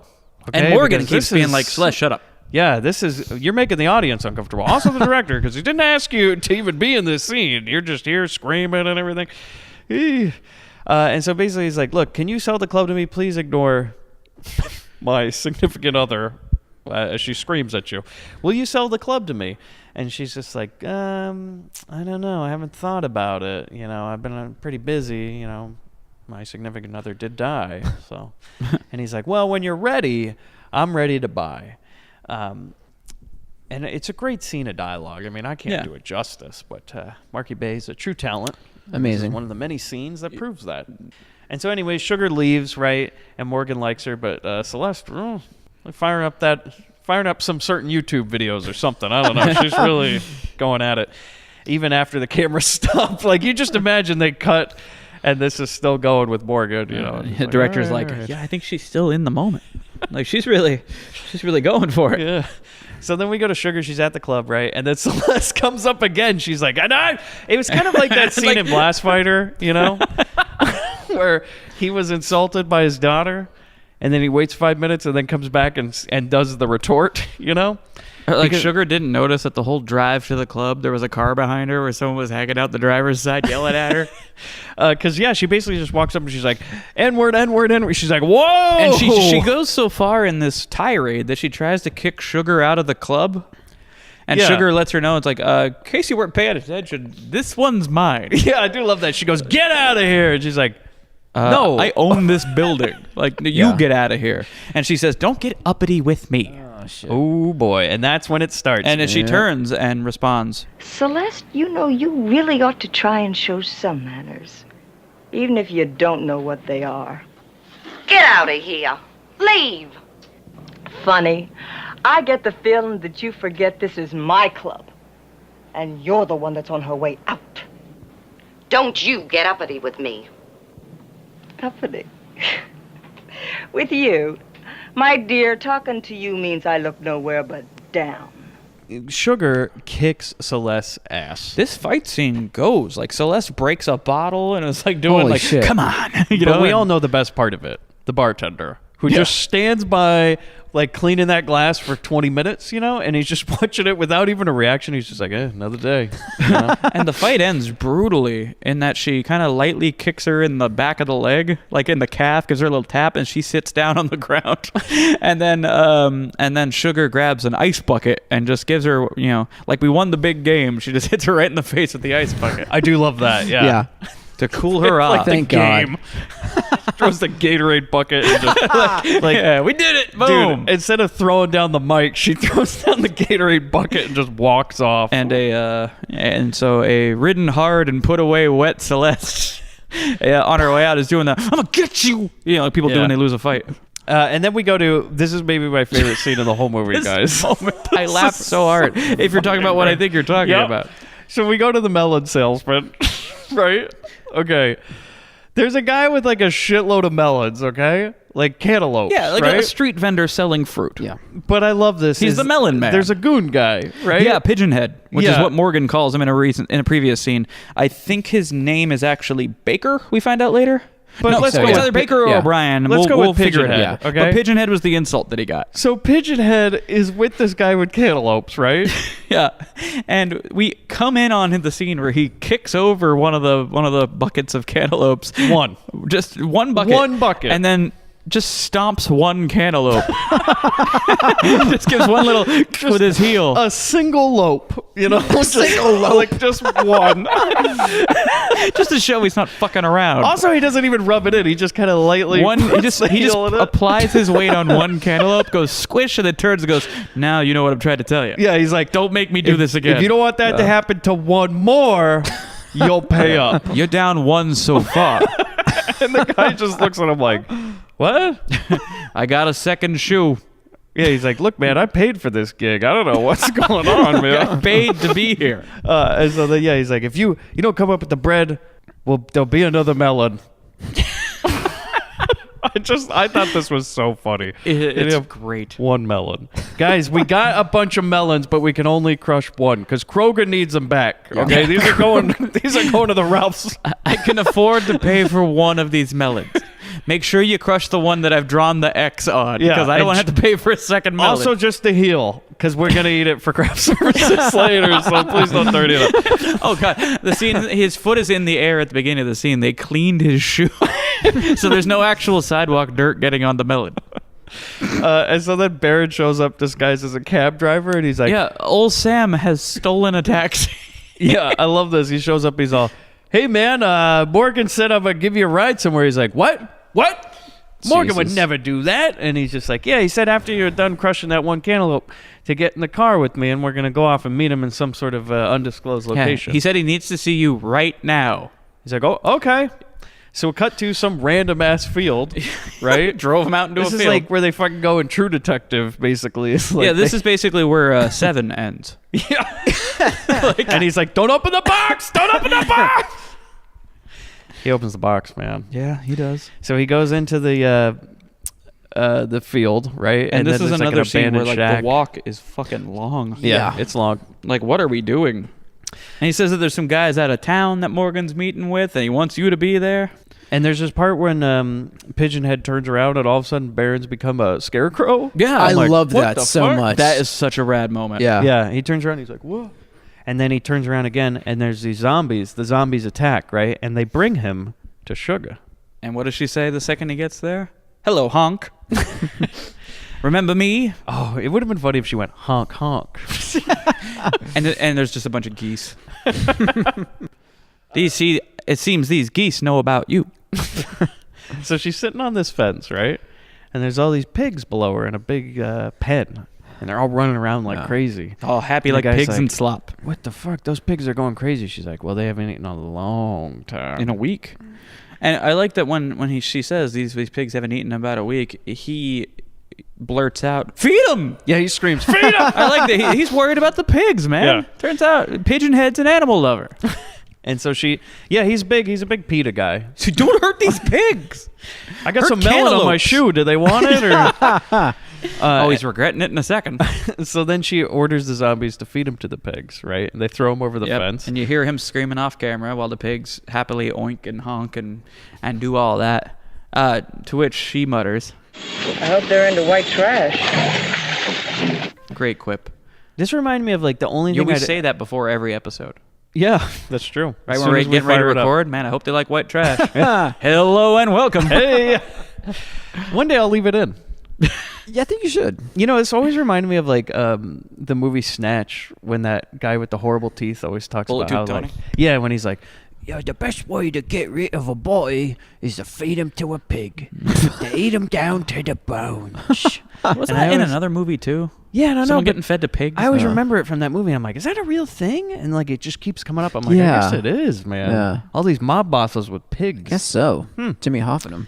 Yeah, so if we need to know how to get rid of Hughes' body, guys. Yeah, it's been stinking up. I mean, it's literally, there's a chair here with Hughes' body. They eat him down to the bone. Works perfect. Yeah. So I believe he says they even eat the bones. So works out. So now Sugar's doing some photo shoot, which is like, what the... So here's the thing. Here comes Ms. 45. We need some scantily dressed women in the movie, but we don't really have a reason to. So we're like, so Sugar runs a club, but she also is like there's no some precedence sort of for this. There's no reason why she has photographer. this job. Like, what is this for her private collection? I don't know. Like, yeah, it's like I ain't on mad the at it. Go side, for it. she also shoots Playboy pictorials. So she's a real talented woman. Now, these you know, women she got aren't everything that scantily going. clad. They're wearing like club wear, like evening wear. You know, they're wearing dresses. Okay, it's like a very like 50s type of thing because there will also be another photo shoot later where they're just hitting a beach ball in bikinis, you know? It's like a Frankie and Annette movie or something. Oh man, Frankie and Annette meet Sugar Hill. Oh, But yeah, she's just taking pictures How of to these. stuff a wild zombie. She's taking pictures of these ladies in dresses or something. And then Valentine shows up and he's like, "Why are we here?" And she's like, "Oh, because we need a scene together." And he's like, "Hey, so these gang member guys that killed that guy you liked, you know, They're turning up dead." And she's like, "Oh, that's a shame." And he's like, "You sure you didn't have anything to do with it?" Come on, Sugar. And I mean, she's- it's me we're talking about here. You could tell me. We used to bang.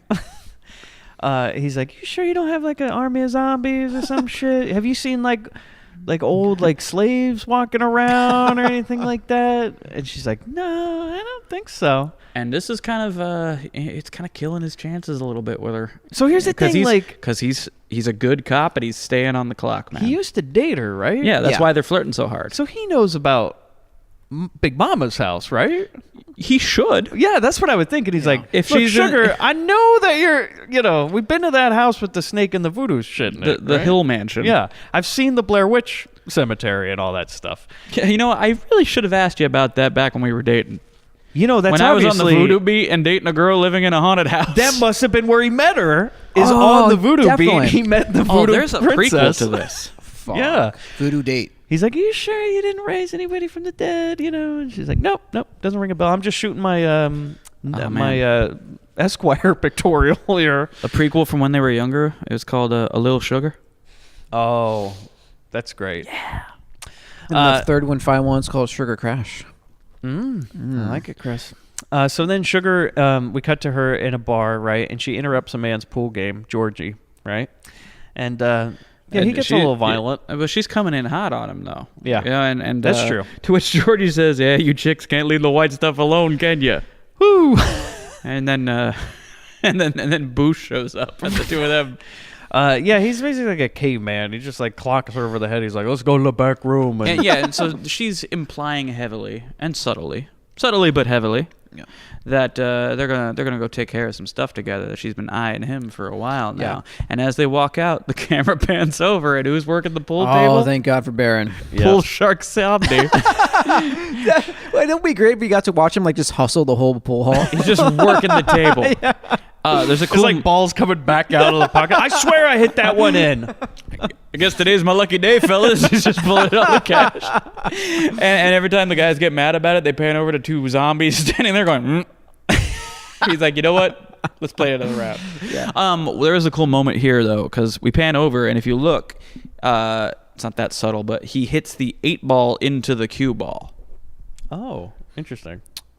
Oh. So the black ball knocks the white ball instead of the other way around right before we go to the next scene. I was like, that's pretty clever. I like that. Good one. And he smirks at the camera while he does it because he's kind of the Deadpool. He kind of breaks the fourth wall. Yeah. He's like, "Catch that symbolism? It's coming up, man." Get it?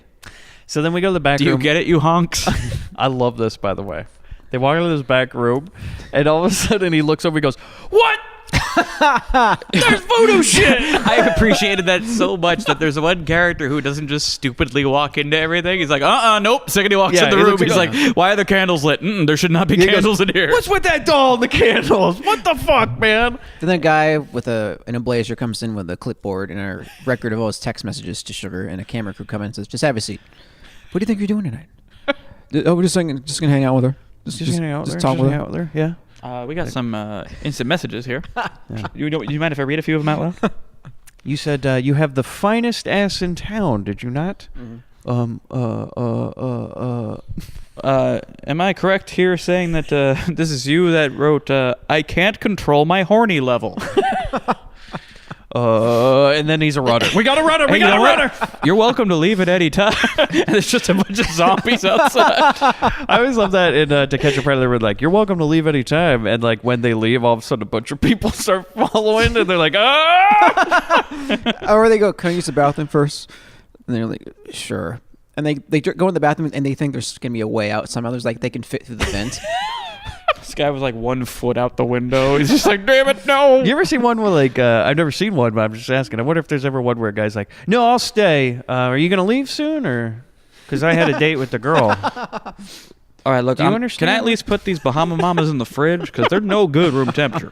Yeah, I mean, or maybe I can start drinking them. You want one? I see or- a guy just crack open a wine cooler, like, yeah, let's talk for a bit. Hey, when is Sandy coming anyway? The chillest guy. You on like The her Catch a dad or Predator. something? Or? I mean, I met some cool dads in my day, but daddy-o, shit. I wish Look, I wish my dad was like you. Well, if you Actually, he kind of was.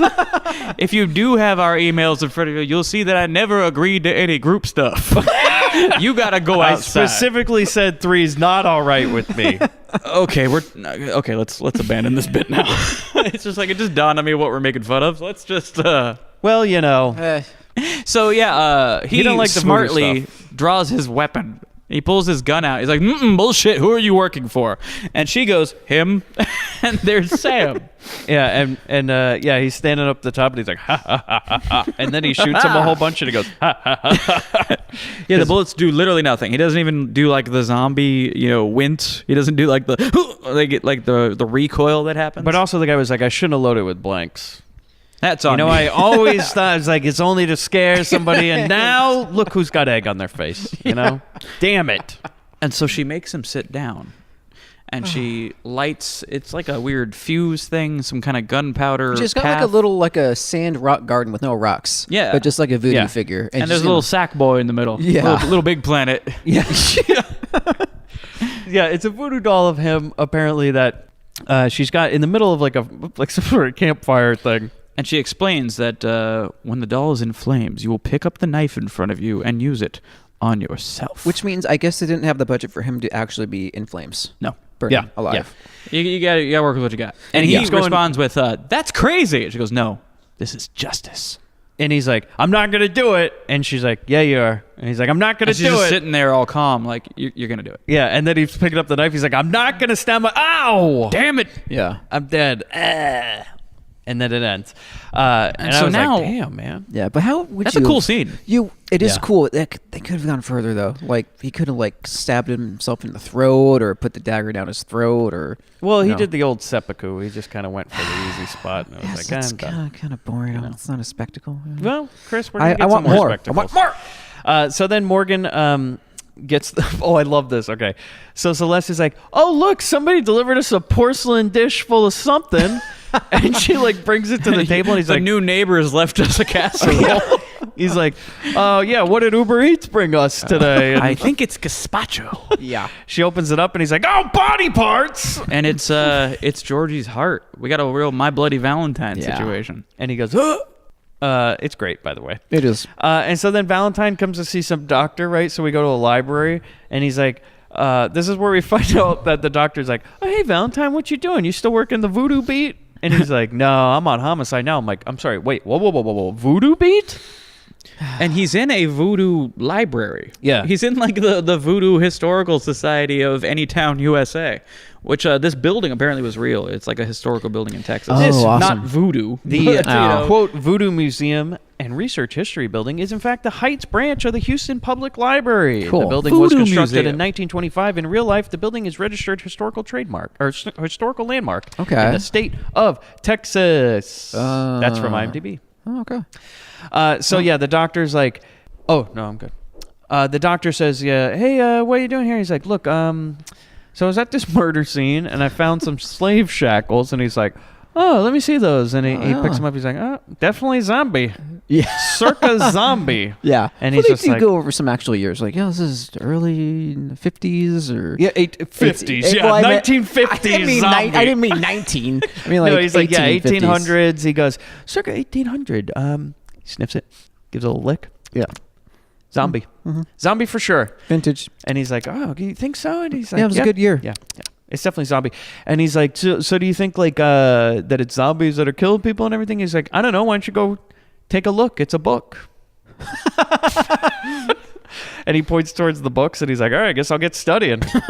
Because there's nothing better in a movie than when somebody cracks open the books, Oh. Pour a pot of coffee, crack open the encyclopedias and find ourselves some info about zombies. That book montage, though. Yeah. Woo, what a ripper. Gotta have a montage. Books. Yeah. So then we go to Morgan and he's like, look, I'm pissed off that all these guys are dying because of voodoo murders. Like, what the fuck's going on? Is there some sort of voodoo gang out there or something that I don't know about? That's it. It's just a real quick scene of like, hey, let's just see what Morgan's doing. Yeah. He's mad. We need to check in once in a while. Yeah. And then one of the gang members, I do like this. I hate this part, actually. He's trying to get information out of a guy playing a piano, and he's like, tell me where they are. I'm like, what does this guy know with anything? Yeah. And he just slams his fingers in the fallboard. I'm like, dude, what the fuck? Old preacher is what they call him, and this gang member is named King. And he crushes his fingers because King doesn't know anything. He's just here to play piano. Yeah, he's like, what the fuck are you asking me for? He's like, I just appeared in this movie. This is my first scene. What would I know about anything? And then the camera pans over. And Baron's the bartender. Bartender Sam. Oh, so good. Shaking a drink. Trader Sam's. Trader Sam's. Holy shit. And guys, guess what his signature drink is? This part's great. Perhaps a drink on the house, sir. My particular special. A drink that I'm famous for. The zombie. Which is great because I was like, I would have been really excited. Been like, oh, I love zombies. That's what Zombies are great. Look, that's what I always get at Tiki Bar. A little hint: get the zombie because you only need one. It's true. And it is the most alcoholic beverage you can get. And good night, everybody. Yeah, you get one zombie, and then maybe you'll get another drink, maybe not. But you won't remember that second one? You get your fucking money's worth, that's for sure. What's in This a guy, zombie, though, Mike? not a fan. Zombie's like the Long Island iced tea of tiki bars, Of basically. the undead. Yeah, nice. it's got all sorts of rums and stuff. It's a great beverage. Cool. Full of rums. Yeah, go get Chock one at full of Trader rums. Sam's, actually. It's even better if you put some Blue Chew in it, and you're gonna be like, Cold and hard.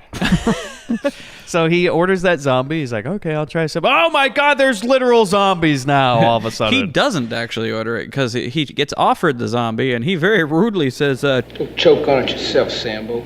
now that is an outdated racial slur. "Youch." That's And so he not goes, cool. "Get 'em, but boys." they look down and there's like two zombies sitting at the end of the bar, like barflies, like they're Yeah. hunched over on their stools. And they got their reflective eyes looking at him. He's like, a little hair of the dog that killed me. why those people got chrome eyes? Ah! And then they grab him and they bring him over to Sugar, who's apparently been sitting in the bar the whole time. Everyone's lined up at this Yeah. bar, doing shots, having a great time. Under the one light, under the one spotlight, you know. And she pulls out another sack boy. Yeah. She's got a little voodoo doll, and Sam hands her a straight razor. So while they've pinned King to the wall with their machetes, like through like his clothes and maybe through the shoulder, but it's mostly pinning his clothes to the wall, and he's begging for his life. She takes one slice on the voodoo doll with the straight razor, and blood starts pouring out somewhere. Like Yeah, it's like not from his clear. ear It or is sort of like something. from behind him. From Blood his- just kind of from starts his running head, down. from his ear, We're doing from- what we can with our budgets here, people. Yeah. That scene is awesome, by the way, where the blood's coming out of his wherever from his something. And he's dead. Yeah, So- and he just drops there, and she says that when she, she explains to Sam and their drunk zombie friends around this bar that that when she finally gets to Morgan, he's gonna wish he died that quickly. Which he, we'll get into the whole that thing, because I think he does. He gets it kind of easy. Yeah, he does. So later, the cops are here, and Valentine's trying to get the info out of the piano player. He's like, did you see anything weird? And he's like, I saw him. Yeah. He's like, yeah. He's he like- says, if you saw him again, would you recognize him? He says, they look like corpses, and if I saw him again, I hope they don't recognize me. he's like, dude, slavery's outlawed, right? Because I swear to God, I just saw slaves I from saw the 1800s. dead Like, slaves what year is drinking this? at this bar. And he's like, oh, okay, man. So then Valentine, he's hitting the books, okay? He's starting to figure right? this shit out. Crack open that Wendy's, hit those books, right? It's a real pieces situation at this point. He's going to find out. He's going to crack the case. And then the doctor comes up and he goes, hey, man, you reading those books and everything? Found any new voodoo shit? And he goes, nah, I'm still looking. And he goes, you ever go think of talking to Big Mama? You know, she's known around here for being a voodoo queen. Yeah, and it's almost like he's like, what the fuck, dude? You could have told me that first. Well, it's more fun if you find it in the book. Like if you're playing the adventure game and I just tell you where the clue is, there's no fun in that, you know? You got to find it. I can't do it. I can't do everything for you. You know what? It's like, how fun would the game Monkey Island be if you knew, you know, you got to find that huge Q-tip yourself and then put it in the monkey's ear. That's half the fun, man. Hey, who holds it for you when you go to the bathroom, you helpless asshole? So then Valentine, I would love it, by the way, if they made a Monkey Island style game of Sugar Hill. Where you play as Valentine, and you just run around, get all the clues. I'd love it. Yeah, voodoo murder mystery. Yeah. Get on it. Fuck. 16-bit. Dude, I'm ready. Grindbin Games. Dude. Coming soon. Man, we got a lot of other ventures. I know, man. So please join our Patreon so we can afford to do all the shit we're promising. So Valentine goes to Big Mama's house, right? And Sugar's there. And I was like, are they supposed to meet here or something? Or is she just hanging out? Because he comes up, he's like, thought I'd find you here or something. I'm hey, like, what? Sugar. The hell? Did we lose minutes? Oh, honey. And so then we learn that Sugar's related to Big Mama because she's just like, yeah, she lives in this house and everything. This is the Hill Mansion. Yeah, and I'm it's like, named after Sugar. Okay, well, that Valentine, you're the worst detective. Yeah, something we didn't. Yeah, how? Wait, how is really- everybody in the dark, including the audience? The about voodoo this? queen of town folklore lives in a house named after your prime suspect. Yeah, she is literally the voodoo princess of this town, Of right? any town. And so he comes up. He's like, "Are you sure there's no voodoo magic going on around here?" She's like, "No. Have you met my friend Baron Somdi?" And the groundskeeper suddenly turns around. Yeah, love it. And by the way, Groundskeeper Sam. why the fuck is he talking like the guy from Pet Cemetery in this scene? Because he does. He's like, "Better not go down that road." Oh, he's talking like Fred Gwynn? Yes. I'm like, Sometimes what, dead is better. What is he doing? Well, he's doing a little different voice work in every scene. When he was the cab driver, he was Jar Jar Binks. Yeah. Well, that's he's doing Misas and That's Weezas, right. but he's not doing Yeah. that in any other scene. So he's just kind of rolling through different stereotypes. It is weird because he sounds just like him. And that's what I'm saying at the beginning of this episode about how I think his performance just edges her out because he's doing a lot of character work here. So he's like, "Bet not go down that road." Mama wants you. She'll find This you. whole film is real, like scene by scene. He just hands people a VHS of... He was in the running for that role in Pet Cemetery. We're like, we're going with the monster. That'd have been great. Yeah. And so then Mama appears out of nowhere, and she says, "This man is not a believer." And then she feels walks his away. face and senses it. Yeah, Because he's looking at her like, what are you doing? She's like, he doesn't know what we're doing. Yeah. And then he just looks at her and goes, "Wait, I wanted to talk to her." And Baron's like, "She'll find you. She wants to talk to you." And he goes, "Can you stop doing? Is that your voice?" And the thing is, Sam is 8 feet tall and holding a giant blade, so it's just like, yeah, okay, I'll come back later. Yeah, I'll come back.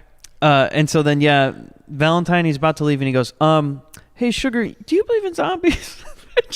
I'm serious. That's a line of the movie. He's like, "You believe in zombies and stuff?" She's like, "What the zombies? What are you, crazy?" who said I believed in? That's ridiculous. And he goes, because Valentine starts her, he goes, "Because I do." And she's like, "All right. See, you've been watching some weird YouTube, huh?" She should have turned to Sam and went, "This dude believes in zombies." What a maroon. So then Sugar's at another photo shoot, right? This is the girls in bikinis with the beach balls. All right. What does she do exactly? She's a professional photographer. I guess so. What do you say? Maybe this is her personal collection. She just likes to have pictures of women in like 50s garb, like around her house. Or maybe this was part of the agreement with Sam. Yeah, maybe it's he like handed her a voodoo camera. Look, like a special magic camera. Camera obscura. Can you take pictures There of we go. my undead brides? A channeling song? We need On the next album? Yeah. He's getting some family photos is the thing, right? Because like he doesn't, they don't have time to take pictures in the undead world. So he's like, "Look, I'm gonna send him over to your house. You can take a few pictures. Get out the bikinis and the beach balls. Look like we're having a good time." I do like it though. She's like, "All right, hold that reflector there to the grip, working on the set." And then Morgan shows up and she's like, "I guess you could take a break." to the guy. Everybody take 5. Stop throwing that ball around. And he's like, so hey, Sugar, I'm going to buy that club from you. And she's like, okay, what are you offering? And then he hands her the offer, and she's like, this is real low. I know what the club's worth. It's a steal, to And- quote. And so she suggests, hey, how about a bonus? A little something that the tax man won't know about. It's like, uh-oh. And he's like, okay. He's like, I mean, he's a businessman, Morgan. You know, he's dealt with this kind of stuff before. He's not offended by people playing the game. You know, so he's like, okay, what are we talking? And she says, I'm thinking 10,000.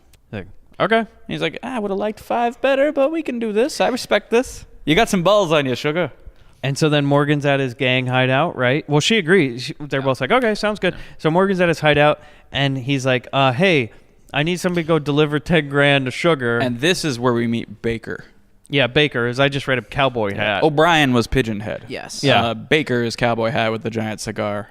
And then Celeste gets all jealous and says, why is that N-word getting cash? And I'm like, okay. Oh, Like, Jesus. She has that's fine. And She's Celeste. got it all already. She's got this nice house, nice mansion.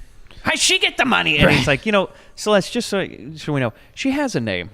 You know, her name's Sugar. Daddy, I want an Oompa Loompa. He's like, just open the safe and get yourself some money. Veruca Salt, but she's racist. Daddy, That's why- I want one of the... Oh, okay. That's why when they made the movie, they no longer had the Oompa Loompas from Darkest Africa. Oh, yeah. Did you guys know that? Oh, yeah. In the book. I do. They're supposed to be like pygmies. Yeah. Yeah. And they took that out in the movie when the girl showed up to set going, Daddy, I want it. Well, No. Gene Wilder's like, I don't know what I signed up for here. We'll buy you one when we get to South Africa, Veruca. Okay. I'm here to sing some songs, look a little candy. It's like, maybe we get them out early, Maybe instead of the fat kid getting stuck in the tube, we put her in there. Gene Wilder just pulls out that flute. He's like, all right, but nothing's happened to her yet. Just take her out of here. I gotta say, my favorite part of that whole movie as a kid is when that fat kid ate the microphone. I still laugh at that part. When Augustus Gloop is eating in the beginning. Yeah. He's eating meatballs. One of the reporters tries to get a statement. And Oh, he it's just goes, right. And eats out of the microphone. Shit, I forgot about that. That's the best part.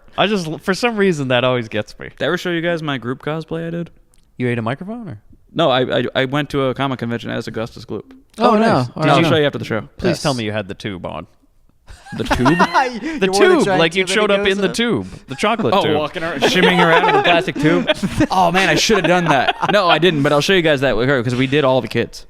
But you showed up looking like Augustus Gloop, like Nick Cage from Mandy style, but you just had chocolate all over you instead of That blood. would be That great. was rad. Still carrying like a blade and a crossbow. Augustus Gloop Mandy, I like it. Oh, it's called Candy. Where he's coming back. Oh my God, he comes back to the factory years later, And he's just popping off Oompa Loompas with a Oh my crossbow. God, this is just amazing. pinning him to the walls. That part when Wonka showed him his dick and all that, he's like, I'm Jesus. Dude, this movie That'd be amazing. Give it a lick, Augustus. and he remembers it, man, and he comes back. He's so fucking pissed. He's just got chocolate powder up his nose. There's that part when he got out of the tube and he's just sitting in the bathroom screaming, going, ah! The bottle of chocolate syrup. You ever seen it, by the way? Go check out the movie Mandy. Yeah, with Nick hell of a Cage film. on streaming right now. I was talking to Bobby about this. Directed by the man who's the son of the man who directed Cobra. Oh, really? Yes, it's very interesting. So Wow. it's a yeah. fun movie. Well, I'm voting for Candy to be made. Yeah, Candy. I at least want to. I put this call out before. If any of our listeners are really good with Photoshop or any kind of graphic arts, can you make a mock poster Done. for Done. Candy? Oh starring my God. Augustus Gloop? We'll Done. send you the picture of Bobby as Augustus Gloop. Yes. Okay. So then Cowboy Hat comes in and he's like, hey, Mike Sugar. TV walks in. Yeah, he's like, hey, I'm here. Yeah, he's all around the room and everything. He's like, hey, I'm here. Okay, hold on. But in Candy, he should go back to the other kids. You know what I mean? Like, he should definitely go back and see all For the letting other him kids. go up the pipe. Yeah. And he like goes He blames and takes everybody? them out one by one. Mike TV. Man, I'm loving this movie. Make some like gluten free pun. That would be great, man. I don't know how, but yeah. Violet gets juiced again. Yeah. And then you know what? He takes out Charlie because you know what? You should have fucking died. Yeah. Because you were the one who drank the fucking liquid when you weren't supposed to, and you got away with it. Charlie fucking lost. You know how he would have died is in those those spinning Yes. helicopters. So how does he die? Fucking fan. Yeah.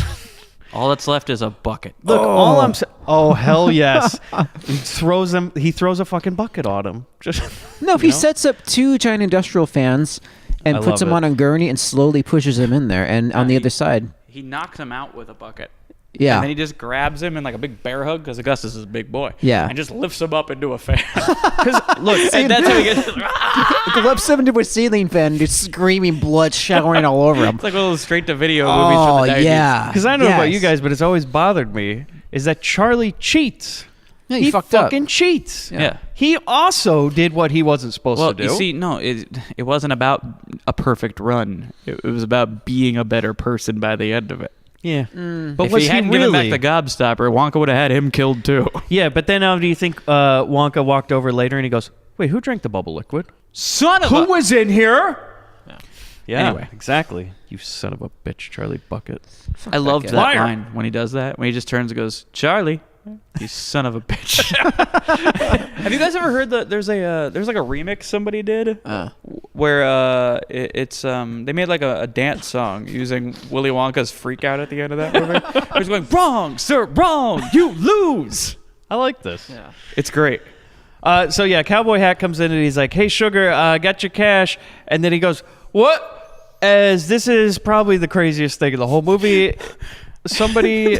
All right. So going There's back to Blood Hook, There's a chicken foot on the ground. like on a fishing line string, like it's like on a. And it just starts moving, and then it hops up onto his neck like it's something out of Evil Dead. Yeah, that's exactly what I thought too. Like, he starts getting- like it's choking him somehow. The fucking chicken foot is trying to choke him out. Yeah, because he's all afraid of it too. He's like, ah! You know Like, what, Sam guy- Raimi, you fucking hack. I knew it. Yeah, so then the chicken foot attacks him, but then he And he dispatches rips it off. He that. throws it on the ground. He stomps on it like it's a cantaloupe. Yeah. Yeah, just one heel. Just gives it the old cantaloupe. Yeah. Don't break that chicken because we're going to, We gotta give it back. And so then the zombies come in and attack. And then Sugar, Mama, Sam, and the zombies all have Cowboy Hat tied up in a room. Kind of like Avenging Angel. You know what I mean? Like when they got the guy tied up on a pole. Yeah. I'm like, okay, well, what do we do with him now? At least nobody shot him in the head accidentally. Yeah. And he starts trying to bargain. He's like, "But I have the $10,000." And she goes on this monologue about, Baker, you've always been able to buy your way out of every situation. It's funny because I don't think she knew this guy. But yeah, but she, and she's but what my friend Sam here is gonna do isn't gonna cost you 1 cent. And Sam goes, "It's on the house." Oh, it's great. And then they put him in a coffin full of snakes. They put him in which the boo is- box. God damn, Fuck, man. That was rough. That was hard to watch. He's getting buried alive with snakes. Yeah. Yeah, a big wooden coffin full of different kinds of And the snakes. best half part- of which aren't moving. Oh, the best part when she gets in there, she says, "Keep the money." Oh yeah, Yeah, she says, cracks it open and puts the money in That's his hand while fucking- he's oh says, my God. You won't die without company, Baker. Mm-hmm. As she shows him the snakes, and then says, "See how much it buys you where you're going." Oh, so good. He got it the worst out of anybody. Yeah, he did. He Yeah. gets it way worse than He gets- Morgan. Yeah. Does he? Fuck, man. Do you want to die in a coffin full of snakes? Well, personally, no. But I'm thinking about like. This is the worst death ever. Yeah. Hold on. I don't know exactly how a lot of snake bites work, but do you go numb once you've been hit with the venom? Well, Depends on the the thing snake is, and the I don't poison. think this was a snake that bites. This is like a boa. This thing's gonna. There were like 40 snakes Oh, in that's there. true. There wasn't one big I'm like, one. Man, you got. There wasn't a frickin- big enough one to constrict him. It was just, they were all, I'm assuming the idea is that he's going to get bit to death by snakes. And So- I imagine after the first bite, you're going to go pretty numb Have you pretty ever quick. been bit by a snake? No. It's like a staple going in your hand, right? Have you been bitten by a snake? Yeah, like Oh, shit. like a little pet snake. It's just like a staple going in your skin. It hurts. It hurts like hell. But it's like, just imagine like if somebody took a staple gun and just kept stapling you. And I'm like, man, Okay, it's I'm like with you now. death by You've won me 1,000 over. staples. It would be horrible. All over your face, your body, your balls, your neck. Oh you name my it. God! You name it. Yeah, one's just grabbing right onto the right on the side of your Chris. sack. Pitch black, claustrophobic. You're screaming, bang on the wood. What a little stinker that snake is. Oh It man. knows. He's It gonna- knows. How'd you know, you little asshole? He's gonna pull like the Kill Bill 2 thing and just punch his way out of this shit. Like, no. I would use the snake to punch my way out. Wrap it around my fist and just keep punching. Yeah. Oh, that'd be amazing. He jumps because he got the hat. He jumps up with Yeah. he's made a rope out of snakes. He just starts fighting back. So that's, in my opinion, that's the worst death in the whole movie. Not only get attacked by a fishing line with a chicken foot at the end of it, but he got buried alive with snakes. He gets both the most ridiculous thing and the most horrifying. And he's not even in the opening scene. No, he's he's just not like- even one of the guys who killed Langston. He wasn't even supposed to be here today. Exactly. He's like, damn it. He's just the go-between with the money. He's like, Yeah. look, I'm just the accountant. Like, I'm just supposed to... I don't even know what you zombies are mad about. Look, a guy, I paid for this job, all right? I need it to work. Like, look, man, I'm trying to feed my family. So we go to Morgan's place. Sugar shows up and she's like, This hey, is great. your man never showed up with the money. He's like, what? She's like, are you trying to play me or something? And he's like, no. What the hell? Well, before he accuses her, he turns and goes, God damn it, this guy who wasn't even supposed to be here. Yeah. Like, this new guy ran off with my money. Yeah, And he those tells fucking Fabulous. unions, am I right? He tells Fabulous, you either get back with Baker or my 10K. Yeah, so he's all pissed. Nobody trusts nobody. That's what we're at this point.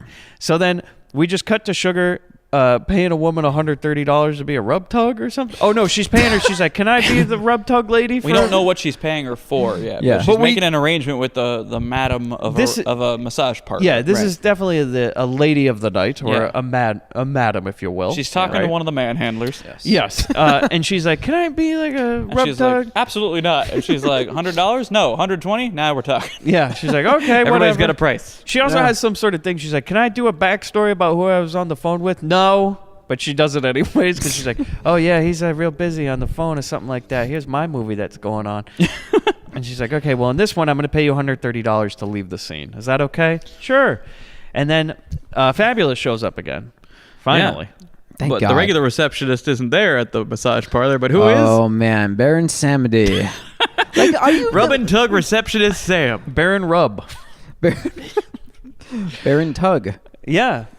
So he goes, "Hey, yeah, go on in that room. We'll take care of you." And so here's the thing: Fabulous knows Sugar because he's laying down on the table, and then Sugar comes in. She didn't even disguise her voice. It's the Marky Bay voice, which is very distinct, right? Yeah, she's doing a thing. She's like doing a But slight. but you know, he's not really paying attention. He's kind of ready to get his, as it were. Yeah. She's doing a slight Mae West. Yeah, You know what I mean? she's ramping like, it up "Hey." a little bit. And and he's like, "Oh, I'm real tense. I've been real under a lot of stress." Yeah. And she's like, "Well, what you been doing?" And she's starting to. She like puts baby powder on him. Yeah. I've never had that. Yeah. You start with like an oil, right? That's Yeah. I've never gotten a professional massage before. I'm very, Yeah, it's I'm very generally- touchy about that sort of thing. Usually it's No, not me oils. too. Yeah. That's usually not oils, even if that. I've only had like deep tissue, but yeah, no oils or powder. But I don't know. That's what they call it, deep tissue, huh? Yeah. Yeah. You a cop? That's the tug. Yeah. 40 for the door. 40 for the Baron. So here's the thing. 40 for the priest and 40 for the feast. You know what I'm saying? She goes. Amen. Yeah. So Sugar she, says to him, she goes, "Well, you got the rub. Now do you want the tug?" And he's like, "Yeah." And she goes, "Well, how about we get a couple of the girls?" Yeah, in three's us?" all right with you, right? Wow. Yeah, she's like, "It's been a little slow around here. Do you mind if I bring my friends?" You know? He's like, "All right, I guess so." I mean, Yeah, that's what always happens when it's slow. You gotta get your friends off your break, off yeah, their break to. yeah. My friend also needs a tug. And she tonight, promises, so- you know, we'll give you a group rate. He's like, "Oh, okay." So Hey, savings. then I love this. She just opens the door and shuts it, and it's like she apparently left the room. The only thing is, she never opens and shuts the door again. She's just like, "I'm here." Yeah, which I was kind of confused by. Yeah, and then all of a sudden he's like, "Oh, what are you doing?" But he's like half asleep anyway. But yeah, we see these hands come Yeah. out, and they're clearly zombie. They're the undead, and they're kind of gently giving them little itches, little scratches, little I massage. hate that when they do that. You hate when zombies do that to you? Also, man, those cold hands. It's like he's getting a Yeah, he's really like sunscreen on. He's like, you wait a know? minute, Yeah. wait, hey, whoa, his hands are cold. What are you guys doing back there? I love Wait a that. minute. He's like, "Get those cold hands off me, man! What the fuck?" Damn it! And You he spit starts your getting palm the first. He starts getting the full-on zombie massage. Okay, here's the thing. Now this needs to be a movie, right? Zombie Rub and massage? Tug. Because this is amazing. They rub you and then tug you to death. Tug of the Dead? Yes! Tug of the Dead. There we go. Grindbin Pictures presents Tug of the Dead. Because this was so good when he turns over, he's like, no! And they're just like, they kind of just tug him to death. Like, a pair of hands do rest on his neck, but there's like clearly no pressure being applied. They just sort of lay their hands on him till he dies. Oh, this has to be made. He died because of the cold hands. Damn cold hands. Yeah, he's like, I told you I got a problem with it. Ah! You gotta use the warming oil. You can't. So, guys, if you want to see Tug of the Dead, please tweet at us hashtag Tug of the Dead, because that one is going to be a lot of fun. Oh, man. Give us your quick elevator pitch for Tug of the Dead. Please let me star in that. Yeah, we are firing up Final Draft. We are firing Chris Mann. Yeah. Man will star in Tug of the Dead. We're freeing up your schedule so you can go star in Tug of the Dead. You're going to be like an Eddie Deason type of Beverly Hills Vamp situation. Oh, yeah? It's going to be great. Yeah. Hey, what are you doing with these cold hands? Just gonna throw one We'll out. put some glasses on you. Oh, yeah. We're gonna go. Oh, we need those he blue keeps chews. after each one. He walks out and walks back in a different costume. Guys. Yeah, now I'm a Saudi prince. I brought my own prayer rug. Oh. Here's the thing, guys. You gotta get me there before 3 o'clock because I got a busy pray. Deason's going to play the madam. Oh no. I can give you a group rate. Tug of the Dead coming soon. So then Valentine, he's still trying to crack the case, right? And the captain's like... He's got no leads. Yeah, because he's in the captain's office and he's like, Valentine, you really got to stop with... Like, we took you off the voodoo beat. Not every crime ends with voodoo. And he's like, no, but seriously, I found these slave shackles. I'm like... Look, all this stuff. We've arrested a chicken foot. All right, we got him. We got him in the other room right now. He's about to crack. And the captain's like, look, man. There's a little ashtray with a little cigarette next to a chicken foot in an interrogation room. You know, that's not what your friend told me. It's going to be a real robotric situation where they put the chicken foot in its own room and send guys in, and they're like, we're going to find out. You might as well just confess, chicken foot. The voodoo doll already gave you up. You see the little beads of sweat come down the side of the chicken foot? Yeah, one room has the chicken foot, the other one has the voodoo doll, and the third's just one of the zombies. Just sitting there with his glassy eyes, and he's like, just staring ahead, doing nothing. We broke the foot in an hour. We can break you too. Yeah, your lawyer's on his way, okay? You won't answer any of our questions. You seem nervous, foot. It's twitching. Yeah, so the chief's like, look, Valentine, this ain't working out, man. Do you want to go back to the voodoo beat? Or? And in walks Vic Mackey. Yeah. Do that. Yeah. In walks Vic Mackey with fucking... He's got a bag of cantaloupes. And he's like, yeah, got some bad news about your friend, the chicken foot. So anyway. Yeah, do you think like the Shield ended with Mackey going on the voodoo beat? Definitely. He shows up in Louisiana with a fucking voodoo doll in his hands. Do that. With a bottle of Rooster. So... Did you cast a spell on my daughter? Why not? The chief, by the way, goes on a very Demon Cop-esque thing where he goes, look, man, it's just some sort of gang war or something. But we've only got one gang. Yeah, and he's like, okay, I think it's a voodoo. Then we cut, and then Sugar and Mama and Baron are hanging around, and they're like, look, we got to get rid of that Valentine guy because he's getting real close. She goes, look, I like him, so let's not kill him, but we'll get him out of the way. And Sam's pretty disappointed about this. He's like, what? It's like Beetlejuice, you know, who I got to kill? Like, we don't need you to kill anyway, David. And so he's like, all right, well, it's your movie. And he hands Marky the voodoo doll, and she stabs him in the knee, which is, we can see, all of a sudden he's walking downstairs and his knee spontaneously combusts, and he's like, ah! My God, and he just falls down some stairs. And then Valentine's in the hospital, and Sugar comes to visit. I love this, though. She knocks on the door, and she goes, Valentine, you decent? You got your ass hanging out, do you? And then he comes on in. She comes in, and he's sitting in a wheelchair and everything. He goes, you know, it's real strange. Like, I didn't have any pain, but my leg broke all of a sudden. I'm like, well, the last scene, we were clearly in pain. So I don't know if you shot that later or something. You know, he's trying to impress his girl, man. Yeah. He's like, I didn't feel anything. Nope, not a thing. But all of a sudden, I woke up, my leg's broken. And she's like, man, that's the damnedest thing. And he's like, you sure that had nothing to do with that voodoo shit? And he explains to her, he's like, look, Sugar, I'm starting to figure out what's going on around here. I don't know how involved you are, but be careful. Yeah. And she's like, look, I'm not a witch. I don't live at Big Mama's house. I don't have, don't have any candles, nothing like that. Nothing to be worried about, okay? But I got to go because there's only one guy left to kill. And whoops, I shouldn't have said that. Just runs. Try and catch me. By the way, guys, I think that's a wrap on Valentine. Yeah, we've taken care of Valentine. I think he's done. And you know what? I'm all right with that. Yeah. The way that ended, because I didn't want him to die. No. He's good. So then Morgan shows up at the Voodoo Mansion, right? He shows up at Big Mama's house. He's looking for Martin Lawrence. He's like, I'm going to get him. And he sees Sugar in the window, right? And he comes in. Celeste is in the car, by the way. Because, can't have a movie without her. Right. Got to get a few more N-words in the movie. And so he walks around the house, like, just kind of with a gun, and he's like, bam, bam, just shooting random stuff and just yelling out for Sugar. And there's one part where a cat attacks him, which I did like. So it is Pet Sematary. Yeah. The cat did attack. At the same time, Celeste... this is... let's not get ahead of ourselves here. Before he comes, she gets on the phone with him and says, I've decided not to sell the club after all. Oh, that's... And he responds with, your ass! Yes. And I don't think I've heard someone use it that way before.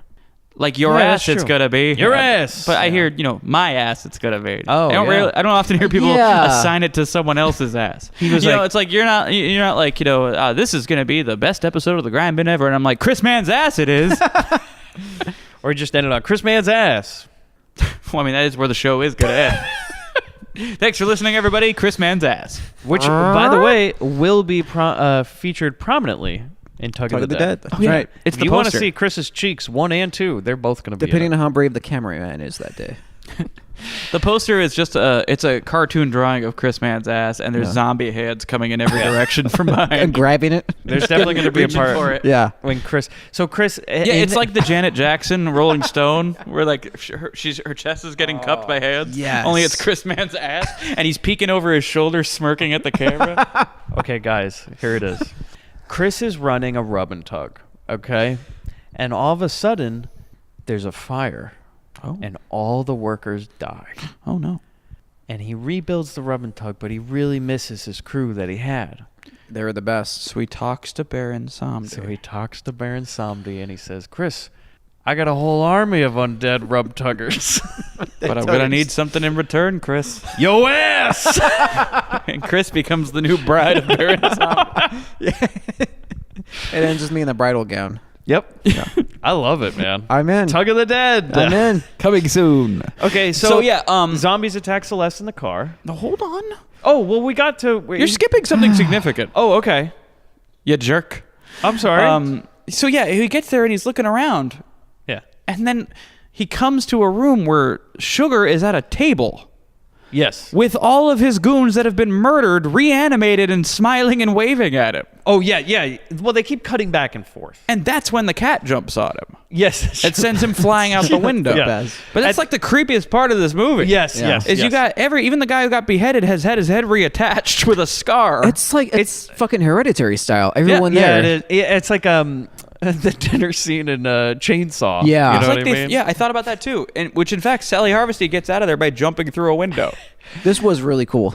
It's so awesome. Yeah. And there was that part when Sugar's holding the hammer and she's like, Grandpa, you want to take a swing? Or was it? No, it's Big Mama. Big Mama. Big Mama on the trace. You want to take a swing? But yeah. So the dinner scene he's is turning amazing. pale as a ghost because all of his friends are sitting there as voodoo zombies waving at him like they're throwing a surprise birthday party. And then honk, he comes out the window. Yep. The cat throws him out the window. I do love that. So the cat from Pet Sematary shows up. Church. Makes its cameo. Church shows up, knocks him out the window. I love that because just randomly a cat just shows up and will never come back. It's like Just not goes, even. It's not even in the script. Like, oh fuck! And as you stated, the cutaway during that is Celeste getting attacked in her car. Yeah, because the zombies pop up in every window and push until the glass cracks in. Oh yeah, you mean the cellophane, right? The plastic wrap punches through the paper. Yeah, like the Price is Right game. So it's so funny because they just push the windows in, but it's just plastic. Pretty much. And you can clearly see it just cave in like that. It's great. It's sub Fulci. God. And so, you know what's really funny is, speaking of old Italian horror movies, when people like think that Suspiria is going to be like a legit movie, The original Suspiria? Yeah. And then they watch it, they're like, that wasn't what I was expecting. It's like, you ever seen Couldn't follow any of this. Yeah. You ever seen an Italian horror movie? Yeah, Specifically, that's my first time seeing Suspiria was a 4K restoration in a theater, and it was great. I loved it. so good. I saw But that. you're also restoration like, also. this is really Ben, this is really Yeah. this is not like a highly regarded a movie, I Right. think, Yeah. as people would think it is. You Right. know what I mean? Yeah. It's a very interesting, very artistically done bad movie. Oh yeah. Yeah. It has the old Italian screaming and everything. and like honestly, everybody's at the 11. voice of the witch toward the end is cartoonish. Yeah. Very much so. What are you gonna do? Again, it's like This is you know, not- it's like you've got the Misfits shirt, and then you accidentally buy Famous Monsters. Yeah. Or Project 1950 or whatever. And there's a couple decent tracks, but for the most part, this is trash. Yeah. Lost in Yeah, Space. that's pretty always good. funny to me is like people hold Suspiria in high regard. They're like The Shining Suspiria. It's Really, like, no, it's that's funny. really not the same. It was a double screening. I saw it was The Shining and Suspiria. That's an awesome so night. it was awesome. Yeah. But then like the It's great. expectations were like, okay, how are we going to top The Shining? But people who- Oh no, they played The Shining first. Yep. You can't do that. Yeah. man. Actually, no, I agree with that move. Oh, okay. I absolutely do.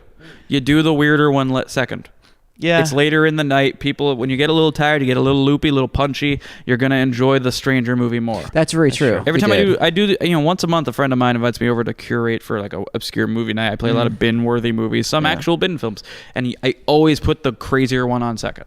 Interesting. Yeah. Oh, it's cool. People are kind of easing in on the first one, and Yeah. then they're ready for anything by the end That of The makes Shining. sense. That makes You know, perfect sense. I got to tell you though, I've probably seen The Shining more than any movie because I absolutely love that movie, and I'll fire it up multiple times a year. But I actually like it when I'm falling asleep watching that movie. Because it's fucking weird, man, when you wake up like halfway through and you're like, oh shit, Scatman's getting axed. Oh, get this. I was at our local art house theater this afternoon, and a guy at the popcorn stand started to try and make the argument that he doesn't consider The Shining a horror film. Huh. What are his criteria for horror? Yeah. We didn't get to that because It is- Bobby just said, "Bullshit," and ran his out. two coworkers behind the counter started laughing at him, Yeah. and then I said, "There's an elevator full of blood and an old zombie lady in the bathtub. What is your criteria for a horror movie?" Yeah. Anyway, you're right. Because you know what is a great movie, though? Academy Award winning Suspiria. And you're like, okay, we're done. What amuses me before we get off the Suspiria sidetrack is you see people online and sometimes in person bitching about like, oh, they're gonna ruin it with the remake. Ruin what? Have what you do you- watched Suspiria? What are they going to ruin? Yeah, like Yeah. worst case scenario, it's on par. You know, like, Yeah, it's- man. Like you're saying about people mistakenly revering Yeah. Suspiria as like high art, dude. No, No, because it's always funny when somebody comes to you and they're like, so I just watched Suspiria. And you're like, okay, so what'd you think? Yeah. And they're like, they're really nervous about it, Yeah. you know? And you got to kind of break it. It's like, it's fine, man. Yeah. We all know it's it's like a trash. gag It's that trash. that all horror fans are in on. You have to talk about it like it's revered, like it's something super special, and that like you just didn't get it. If you Yeah. didn't like, no one gets it. Yeah. It's Dario garbage. Argento Yeah. didn't get it. Yeah. No. It's an art. Well, that's the thing I always say too is like, it's an Argento movie. Yeah. You had like 2 a month. Yeah. It's like Suspiria was just another one he fired out, man. Like, what's it? Yeah. It's not, I don't really know why it's like the most well known of his movies. It's just another Argento movie to me. Yeah. This is one of And many. honestly, you put that up against like Deep Red. Or like opera. Yeah. It's just an Argento movie. Yeah. Just another. They're all giallo great. horror type Yeah. movie. Yeah. But they're not all good. You know. Yeah. No. Yeah. Most Italian movies, like the giallo and horror movies, look, they're a dime a dozen. Sometimes they're good, sometimes they're okay, but almost every time they're interesting. Yeah, So- and that's where you suss out the most endearing ones. That's where you derive the enjoyment. Like, I love Suspiria because it's so endearing. It's just so earnest, but that's me. So yeah. And so, the thing with those movies too, is Yeah. specifically the whole Italian movement Oh, in the yeah. 80s and 70s, is that man, they were just going for it, that's what I love about it. experimenting. Yeah. You know, like fuck it, see what happens. Yeah. You know, and then a dog flies in. Like, Yeah. And then the composers too. And then you Oh, hand it God, over to yeah. like Fabio Frizzi, Yeah. or Goblin or somebody like that, and they're Oh, like, fuck yeah. let's see what we can do. Let's start tinkering. So in this movie, Oh right, we're talking about a movie. yeah. So at We're the end talking about a of movie that we Sugar Hill, loved. We're not yeah. even like. Well, it's at the very end, and in this movie, it falls apart a little bit in the third act, like This a lot part of movies starts do. feeling very Fulci. Yeah, because Let's tie we it just all got a together. Yeah. runtime. Because This now- is certainly part of the 83-minute they, Yeah. the 91 minutes they cut out for the 83 minutes because there's a lot of people running around. Remember how at the end of Spookies, the girl jumped out the window and then just spent about 10 minutes running around in the backyard? Yeah, that's what happened. That's how this movie ends. It's been going on longer than we've been talking about Suspiria, okay? Because Yeah. Morgan just runs around the... If you're listening to this like a commentary track, he's not done running while we're talking about Suspiria. And then all of a sudden, when I was just done, it's firing up. Pull me in. Just running around the bayou. And then all of a sudden he shows up at, the Blair Witch cemetery, basically. Yeah. And he just rolls down a hill. And the zombies all have torches. Yeah. And he's kind of surrounded. And, Tables have turned. And Sugar is standing there with Sam and with Mama and, with all of her friends. Everyone who was in the movie earlier is all here. We're all the having whole a good gang's time. back, Happy birthday. And it's just kind of like The Game with Michael Douglas. They go, surprise, Morgan, it was all a joke. Happy birthday. How you doing? No one's dead. No, and Spoiler she for the explains game. to him everyone's dead and that he's all alone now. And as he tries to turn and run, as you said, Mike, he goes, and then he falls down a hill, falls in a pit of quicksand, and goes, and then he dies. And of course, by quicksand, it's like they had A like puddle with a puddle with oatmeal on top. Yeah. It's for all the deaths we'd seen and how she talked up how I'm gonna really get Morgan, he just falls into some quicksand. I was expecting like the Jesus wept scene from Hellraiser at the end. Yeah, It was like yeah. hooks were gonna fly into him. He was gonna explode. Or like a Mandy scene. Yeah, she gets to the guy who actually killed her husband. Yeah. RoboCop finally gets his hands on Clarence Bodiger, and she lets him accidentally kill himself. Yeah. Anticlimactic. In a fairly painless way. Yeah. And she doesn't really I care. don't know what that would feel like to. Well, I'm sure drowning sucks. for your lungs to fill with mud Yeah. probably sucks. But he basically But we gets don't get to see it. the annoying lady in Dinosaur Valley death. Yeah. He just falls into some quicksand, and it's like, I guess he's done. But okay. Yeah. And then, I didn't expect that. It'll be funny if she goes, oh fuck, and we pan over and there's like a elaborate trap with chainsaws, so she had rigged up. It's and like a she's whole friggin' mouse hunt or mouse trap type of game, set up, and like she got the whole tub with the marble and all this. And she's just her face falls. Yeah. She's doing that silent gesture of just like get the.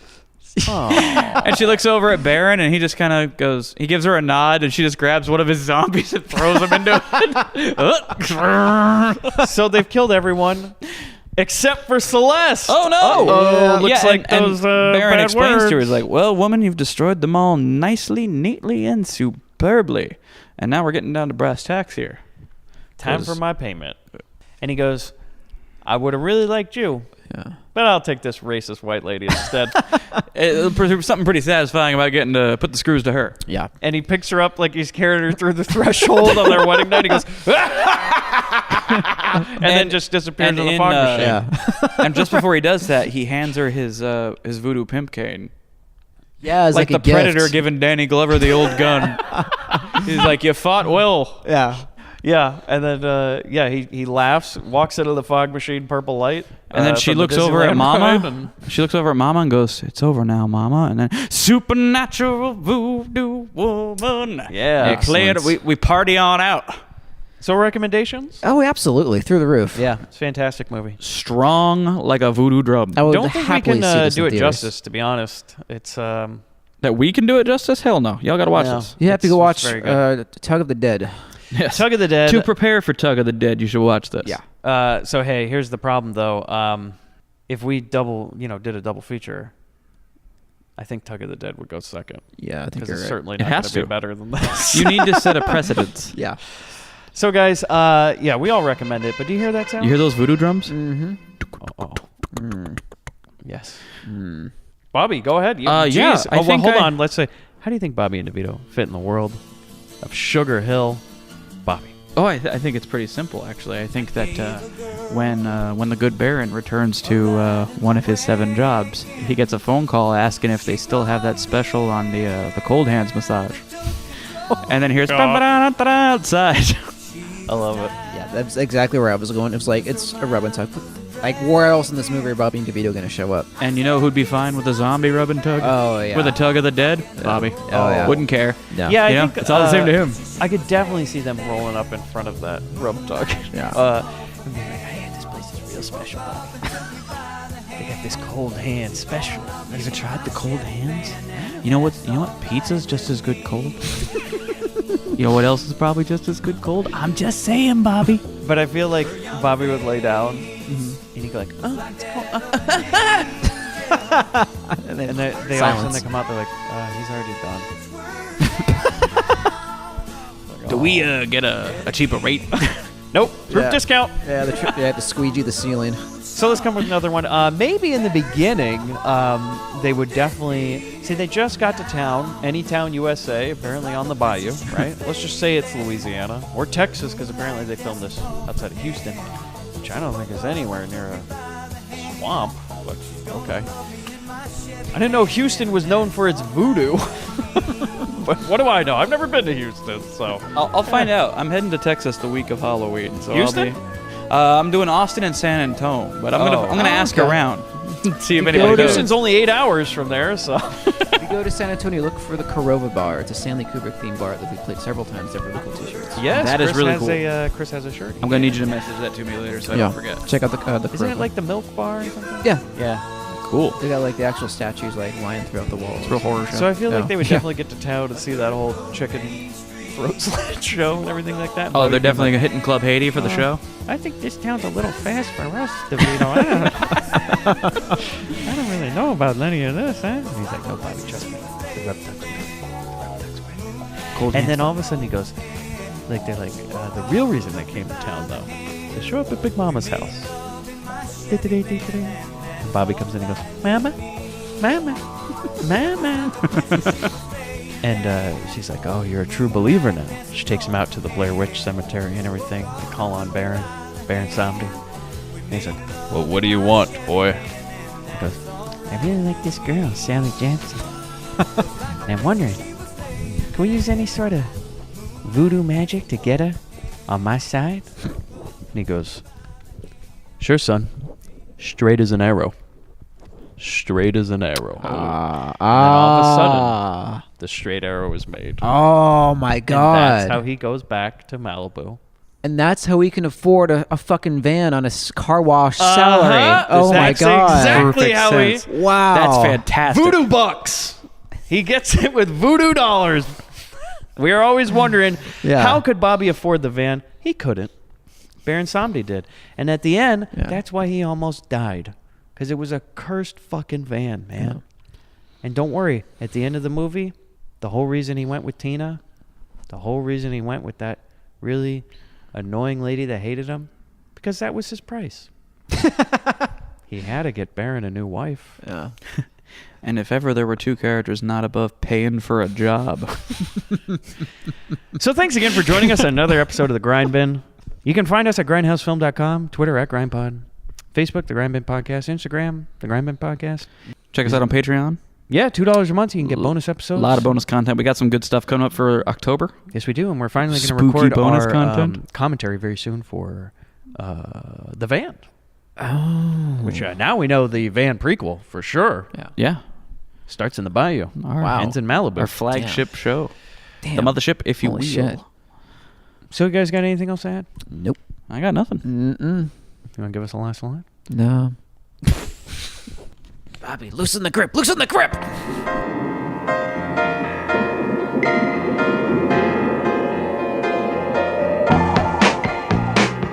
Supernatural voodoo woman does a thing at night.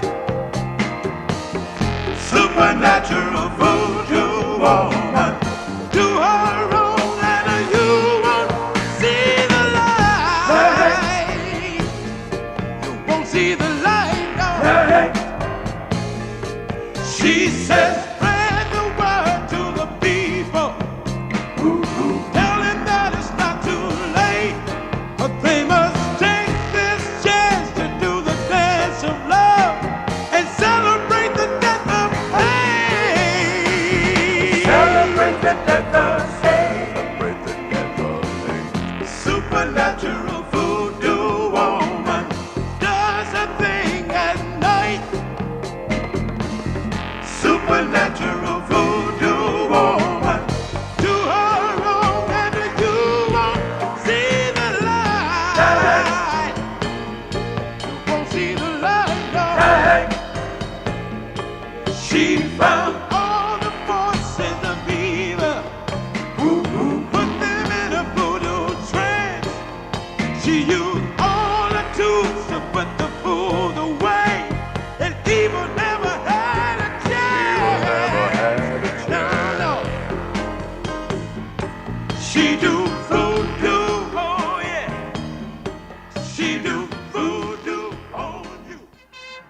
Bobby, I got the money. Dad, I made the tea. But you're a hooker. Get that goddamn thing out of your mouth. I didn't say it, Knocker. I don't know. Spooky ain't got no real rhythm. Hello, Mr. Man. We're gonna play a little game, baby. I just love fun and games. Get a little girl all hot and horny. This is Los Angeles. How the hell would women live? I'm horny. And maybe Daddy would have had to kill himself because he couldn't get it up anymore. What a shame. It's for jacking off. Come on, just step on the gas before we get cream.